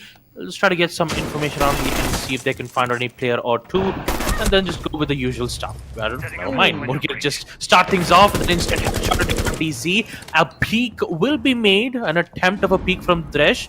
And since it's long range, I think it would be best to not contest unless and until if you have an ACOG side on the side of defenders. Once again, Team UWU getting a little bit too big for their boots as they keep taking these peaks and they keep taking these gunfights in positions that I would not recommend. Dagger does get a big one as Rashidin will go down, just as I say that, but the clapback is here as Drish will fall to Hashidin. So it's a case of like, they take one, they lose one right now, which is alright, but you gotta be careful to not lose too many. That's also really important. Shots fired, and it's gonna actually be the Thatcher, not the Thatcher, yeah, it is the Thatcher, excuse me, to take out one more. These defenders are just falling one by one. So many shots fired. This Doc really wants this kill. The Dagger has to hold his horses. Be patient. That's a P90. You've got a lot of bullets in it. Meanwhile, Beat, maybe going for a little flank here. Yes, he is. Pistol out. He's going to be able to get that. And that's a good kill in this moment as well. However, it's still 3v2. No matter how low Hashidin is, that's one operator. Oh, okay, all right, never mind. It's a 2v2. They've equalized it. He's not even going to let me complete my thought as... oh, beautiful shot right there from the Ace. Manages to take down Dagger, but look at the health count on both of these remaining attackers, right? Both of them are so low. They're going to have to be careful because all it'll take is one bullet from this Mozzie to deny them entry, to deny them any potential leeway. But never mind, as instead he's just going to be found out, entering into sight, peeking up, and the Ash will be the one to take the kill. Equalizer comes out from Team Dim as they have pushed further than ever before. 4-4 is the scoreline going into round 9, and who knows, I might just be eating my words about overtime very soon. Yep. Looks like Dim is definitely giving a massive competition to Team UWU, especially on the third map of the grand finals, where Team UWU have secured 2 maps. They're about to end this. They're about to complete this tournament in a 3-0. Looks like Team Dim, they're not going to give away that win that easily. It's 4-4. Scores have been equalized, and with Team Dim bringing it their 100% best. Definitely. Attackers have discovered the I have to say, like previous round itself, Shandar, great. Like it was a very impactful kill, being able to take out, Dagger, who was the main threat towards second floor gym. Not only was he present on taking out, taking out the opponents one by one, it was also his presence was more than enough to, force them have their main eyes in towards hallway, and that was wasting a lot of time for the attackers, and that's exactly what the defenders will do. They did that. They did manage to, get the kill as best as possible. But I believe once that peek happened from Shandar, getting that headshot out from Dagger, being in a 1v2 situation where both of them were very low on HP, I believe Beat did have a C4 in his hand at that time. But, only time will tell. But talking about this round, Jittery goes out, immediately hands up a shot. And for the side of Team UWU, things are falling apart from their end.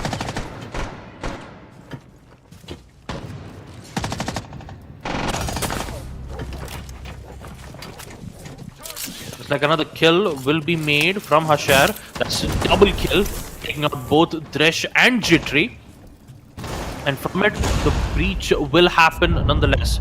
Soon towards second floor CCTV in a span of 2 minutes and 15 seconds. That's quite a lot of time for Team Dim to focus on the side itself.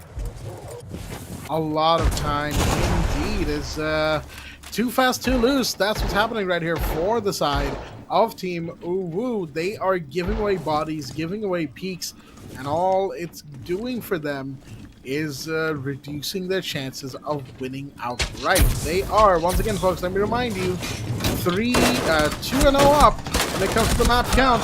Shots are fired, and the dog does get one, or at least gets the down, no, the kill on the monster, actually. However, it's at the cost of his own life. Now all down to beat. The last one standing gets one. That's beautifully shot.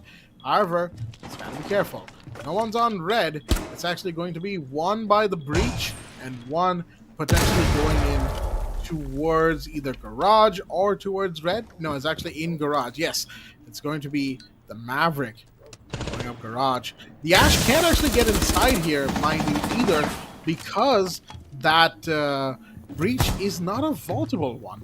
Maverick's inside, so it's now all up to Beat. He's got to get in there somehow, get a kill or two, because he's got to manage to find both of them right now. Shots fired, and he does that, and that's also diffuser drop. This is huge right now.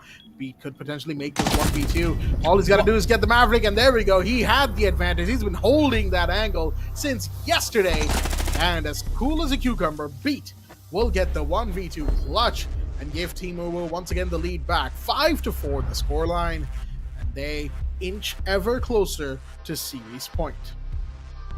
Yep. And also, we did get to see a finest example of how those neutral utilities work, especially the environment destructibles. Right? You have the, you have the gas pipes that basically acts as a Goya's Vulcan shield, and of course, you have those fire extinguishers that acts as mini smokes. Of course, with the duration-wise being decreased all the way up to 2 or 3 seconds, that is more than enough for the Maverick to just push in towards the side while not being worried about shots being made. Yeah, but that shot towards the fire extinguisher, breaking out the line of sight from Beat, was a really good way for the attackers to head in towards second floor cache. For second floor CCTV. But when it came to the plant, the player who had the plant was at garage, so he had to come in towards the second floor site and head in towards the plant. But at that time, Beat just magically decides to get that kill, basically dropping out the opponent who had the diffuser, and of course the one who had to clutch out that 1v1 had no other choice but to go for a commit kill. That did not happen, and once again Beat, a miraculous, I would say a job well done on securing that 1v3 clutch. As we proceed to round number 10, Team UWU are currently the ones in the lead. It will be 4-5, but each and every round that we have witnessed from Team UWU has always lost a ban or two, especially in the early rounds, and every single time on the second half we always see Team UWU be in a 1vx situation or a 2vx situation, which makes it difficult for the defenders on the side of Team UWU. Wait a minute, run out with the boss seat, DC, almost an opportunity, but wait, there's another wall, there's another spawn peek happening from Drish, and he finds one, taking out Trade-off, not be able to get the second, a lot of damage towards Rajar, but he will shut him down. 4v4 trade-offs will be made.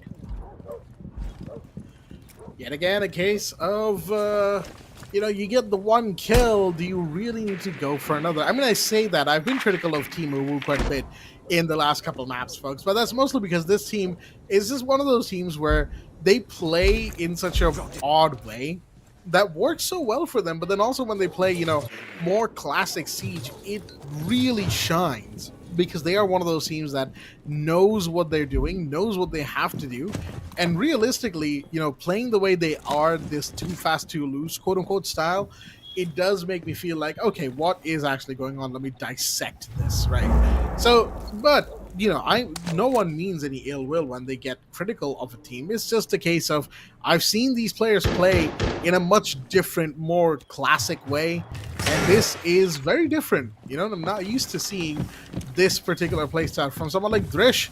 He got that kill on the spawn peak. He's like, I'm going to do it again. Unfortunately, he got taken out for his trouble. Too late for the impact check right now from Jittery, so he's just going to have to fall back on the Scopus. And that allows Team Dim a little bit more intel, potentially. Drone goes out and is trying to figure out where everybody is, but Roger Dim gets one more. That's Jittery off board. 4v3, but of course, this is still nothing that Team UWU can't make their way out of, because guess what? Even at a minute 15, they still have to get in the site, and Team Dim still has to execute for the plan. Read out! Yeah, one of the C4s are still present from Beat, so he's waiting for the right moment, and that right moment is when the attackers head in for a default plant. That's exactly where Beat would just use the C4 to toss in all the way towards default to secure the kill. So the main goal for Team UWU is basically plant denial. There we go, drop-offs will be made. Will the sound be made? No, he gets caught from the Legion Go mine. C4 from Beat, will that connect? Yes, there it goes, 3v2, and with it, the information of the diffuser has been dropped. The panic levels from Dim increases all the way up from 50 to 70. See, that's the big thing, right? The diffuser being dropped inside his site, and with both defenders in really good positions, it's going to be hard to get them out of it, too, as the church entry has been anticipated, and Roger Dim has been put on the floor. And there we go. Dagger finds another one. It is all up to the Zofia, the last one standing, who's going to come down the main stairs. Call out is given, and the final kill is taken. Round 10 goes to Team UWU. And folks, it is, of course, I think a lot of you were probably waiting for this, and it probably took a little bit longer than they would have liked to admit. But Team UWU are 6-4 up. They now hit match point. Yep. Match point for Team UWU. Series point for the Grand Final Championships for CJX Community Cup, organized by Fragnation. Here it is, folks. Team Dim still has 2 more chances to bring it back. But can they do it? Can they force it all the way up to overtime and proceed to map number 4? Or will Defenders, protect we your bombs witness from being Team defused by UWU secure it once and for all? Let's find out. Take a look at the operators as well. Once again, the side being on second floor gym. We have the same, we have the same defenders.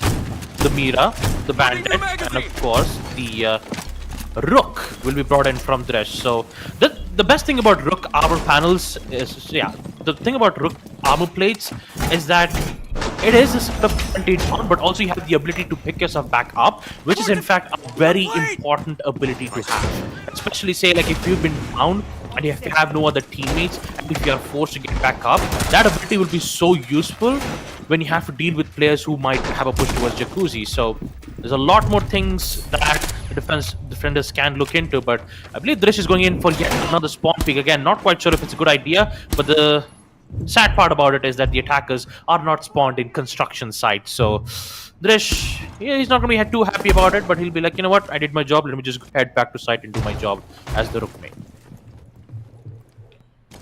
Right now, what really matters for these defenders is just staying alive, right? One of the constant problems that Team UWU has had is keeping their numbers up. However, it has helped that they have pulled off some really, really cool clutches so far.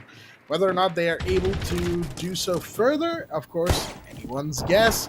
As right now, we do have a secondary breach going into the CC wall, which is probably going to be the first point of conflict between these teams. The Mira has already taken quite a bit of damage, but not a whole lot to where she can't fight anymore. And of course, in Rainbow Six, there's no moment where you're like, I can't fight anymore. You are continuously fighting, no matter the age of the player. Huge run out right here from the Valkyrie, and then Jittery getting another one. It's 2 kills back to back, and that is going to shut down both the Zofia and the Buck, as Team Dim have lost 2 very important players. And now it's all down to these final 3. Can they pull off something huge? Can they potentially pull off a miracle, pretty much? As that's what it seems like it might be needed for Team Dim to win this round. Well, there is still a chance. You still have 1 Selma breach charges, a lot of information from the attack drones. Most important part, EMP grenades. That will definitely help in disorient or let's just say like basically try to disable some of the important electronic gadgets. C4 sound will be heard from the attackers, which means that once he makes his push all the way towards Jacuzzi, a flying C4 arrives out of nowhere and just explodes out of nowhere. It could happen, but still get to see that the players from the side of the attackers are taking their sweet time. But the problem is time is ticking out. They only have a total of 47 seconds left for them to make their push, and it is match point. So for Team Din, it is now or never. They need to secure this win, or else everything will go out. And look at that beautiful response. 2 kills back to back from Team Dim. They've managed to get the man-count advantage here, but how would they deal with Jittery and Dagger? Jittery still has the C4 in hand, but a lot of information will be a bit difficult. 23 seconds. All you have to do is just play it patiently, but Jittery's looking like he's going to go a bit aggressive. He finds one more. That's a double kill. He goes back to safety. He's now in the... He finds another one. Doesn't get the shot quite right. But downed will be made from the Ash. Informations will be given. Now it's all up to Shandar. Can he clutch this 1v2 out? It is not going to happen. It will be Jittery securing 4 kills. And with it, folks, Team UWU are your champions of Fragnation CJX Community Cup Season 1. Well played indeed. Big congratulations to Team UWU, folks, as they have, rightfully so, secured themselves the top spot as the winners of the Fragnation Rainbow Six Siege X Community Cup Season 1 in association with Ubisoft. Well played to them. Absolutely fantastic stuff that we have seen. And on the other side, well played to Team Dim as well. They got quite far. And let this loss not be a discouragement, but rather encouragement and inspiration to find even more in whenever you return. Because guess what? We, of course, love to see games like this. We, of course, love seeing matches unfold in, of course, slightly closer fashion, I think. Not a single overtime today either. I see how it is, folks, but that's only a joke, of course. We did have overtime yesterday, and that was already so exciting. But unfortunately, today, Team Dim just could not quite stand up to the awesome power of Team UWU.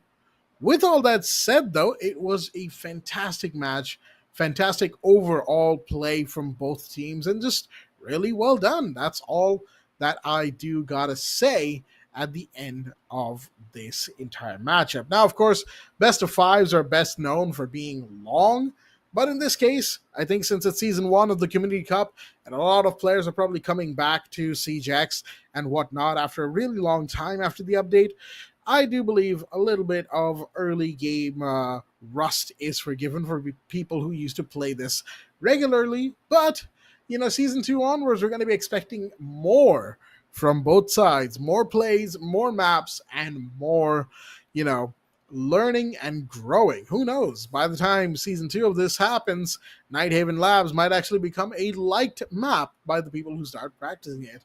We shall, of course, find out eventually. But well played from Team UWU. They are the ones to win tonight's victory, and they are the ones to walk away with a 3-0 on the maps on the best of 5 grand finals. Yep. Congratulations to them. And also, I'm hoping that we get to see a lot more of Nighthaven Labs and also Lair, mainly because of the story. And of course, you still have Demos on the other hand. But yeah, all in all, first season itself, what a great way to start things off. What a great way to kick things off with our Community Cup for Siege X. Especially huge shout out for Fragnation and of course Ubisoft for providing partnership for the game. Of course the partnership for the entire event, and of course. And also like a huge kudos for all the teams participating for the first season of Siege X. These are some amazing plays that we get to see here for the past 3 days, all the way from semifinals 1, 2, and of course the grand finals. Every single plays have been great. We did had a lot of funny moments. We did have a lot of serious moments. We've had amazing clutch moments being delivered from Beat is 1v3 and of course Daggers is 1v2. Impressive performance from all the end, and I hope that they keep honing their skills and keep continuing to be the best, especially in the South Asia region. So once again, folks, your champions for Siege X Community Cup organized by Fragnation. Give it up for Team UWU. Big congratulations to them once again. And hey, they're walking away with 25,000 INR. And that is, of course, wonderful for them. Of course, second place, Team Dim. They are not going home empty-handed. They are walking away with 15,000. And for a team that pretty much came out of a little bit out of nowhere, at least to me, who's been out of it for a long time, I do like the fact that they got all the way to second place. And even in some rounds, they actually were able to push the legendary Team UWU for quite a bit of their, money. So, where do we stand now? Well, let's have a look at the map summary. And as you can see, once again, a few double-digit moments, double-digit kills happening between Dagger and Beat this time. Jittery taking a little bit of a backseat compared to the previous 2 maps, and that's totally fine. Maybe he wasn't feeling it, but it is what it is for them and for Team Dim. The only one to hit double digits is Stone Dim at 12 kills for the entire map.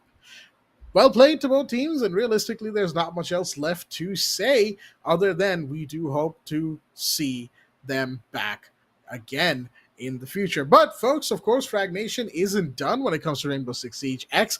There's going to be a lot more happening. So if you want to keep up to date with all the Rainbow Six Siege news and content, whatever have you, make sure to follow us on Fragnation. That is at Fragnation. You know, the little a squiggly thingy at Fragnation on Twitter. People call it X, I guess. I don't know. I still call it Twitter and Instagram. And of course, if you want even more upfront news, want to be in the community, want to be in on all the action, join the Discord, discord.gg/Fragnation. And of course, look forward to more stuff that will be happening, the 1v1s, the 2v2 dual clashes, and of course, potentially Season 2 of the Fragnation Community Cup. Once again, it will be announced and registrations will open very, very soon. Don't you worry.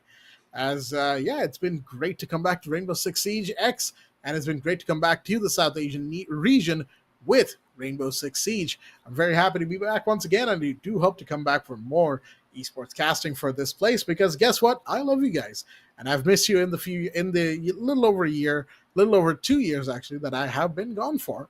But, you know, sentimental values aside, Baba, what are your thoughts now that we are done with the game? You know, semifinals we've had, now with the final. What would you want to see from what could be next in the future?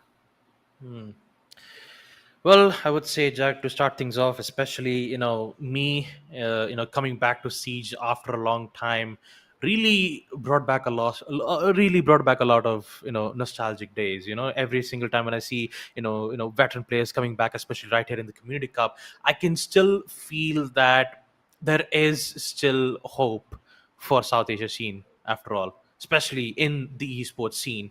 I mean, especially when you see plays from Jittery, Beat, and of course from the side of Team Dim, who has done their really great, performance from their end. I'm hoping that, especially in the South Asia scene, I'm not talking only on India, but also on Bangladesh, Sri Lanka, and also the certain regions that are currently present on South Asia itself. I'm pretty sure that there is a lot there is a lot of newer teams. There are new young guns who are currently present in this scene right now, and all they have to do is just experience what Siege X has to offer for them. And let's not forget, Siege X is free to play, so you could give the game a try. And if you do like it, and if you want to learn more and try to be the best of it, I believe that we will find a lot of great players hopefully in the near future. But yeah, let's take a look at the match summary as well as we take a look at the final scoreboard for map Clubhouse. Murgir with 20 the total match summary all the way from map number 1 to map number 3. 23 kills to Murgir, 27 kills to Tuntunir Dim, and of course true damage with 3, 11 and 14 to Rajar and Shandar Dim. And of course, coming in on the side of Team Uvu, DZ with a total of 16 kills, Drish with 30 kills, Dagger at 27, Jittery with 29 kills, and of course, last but not the least, a Beat with a total of 21 kills in total. All in all, a really great way to start things off, to kick things off with Season 1.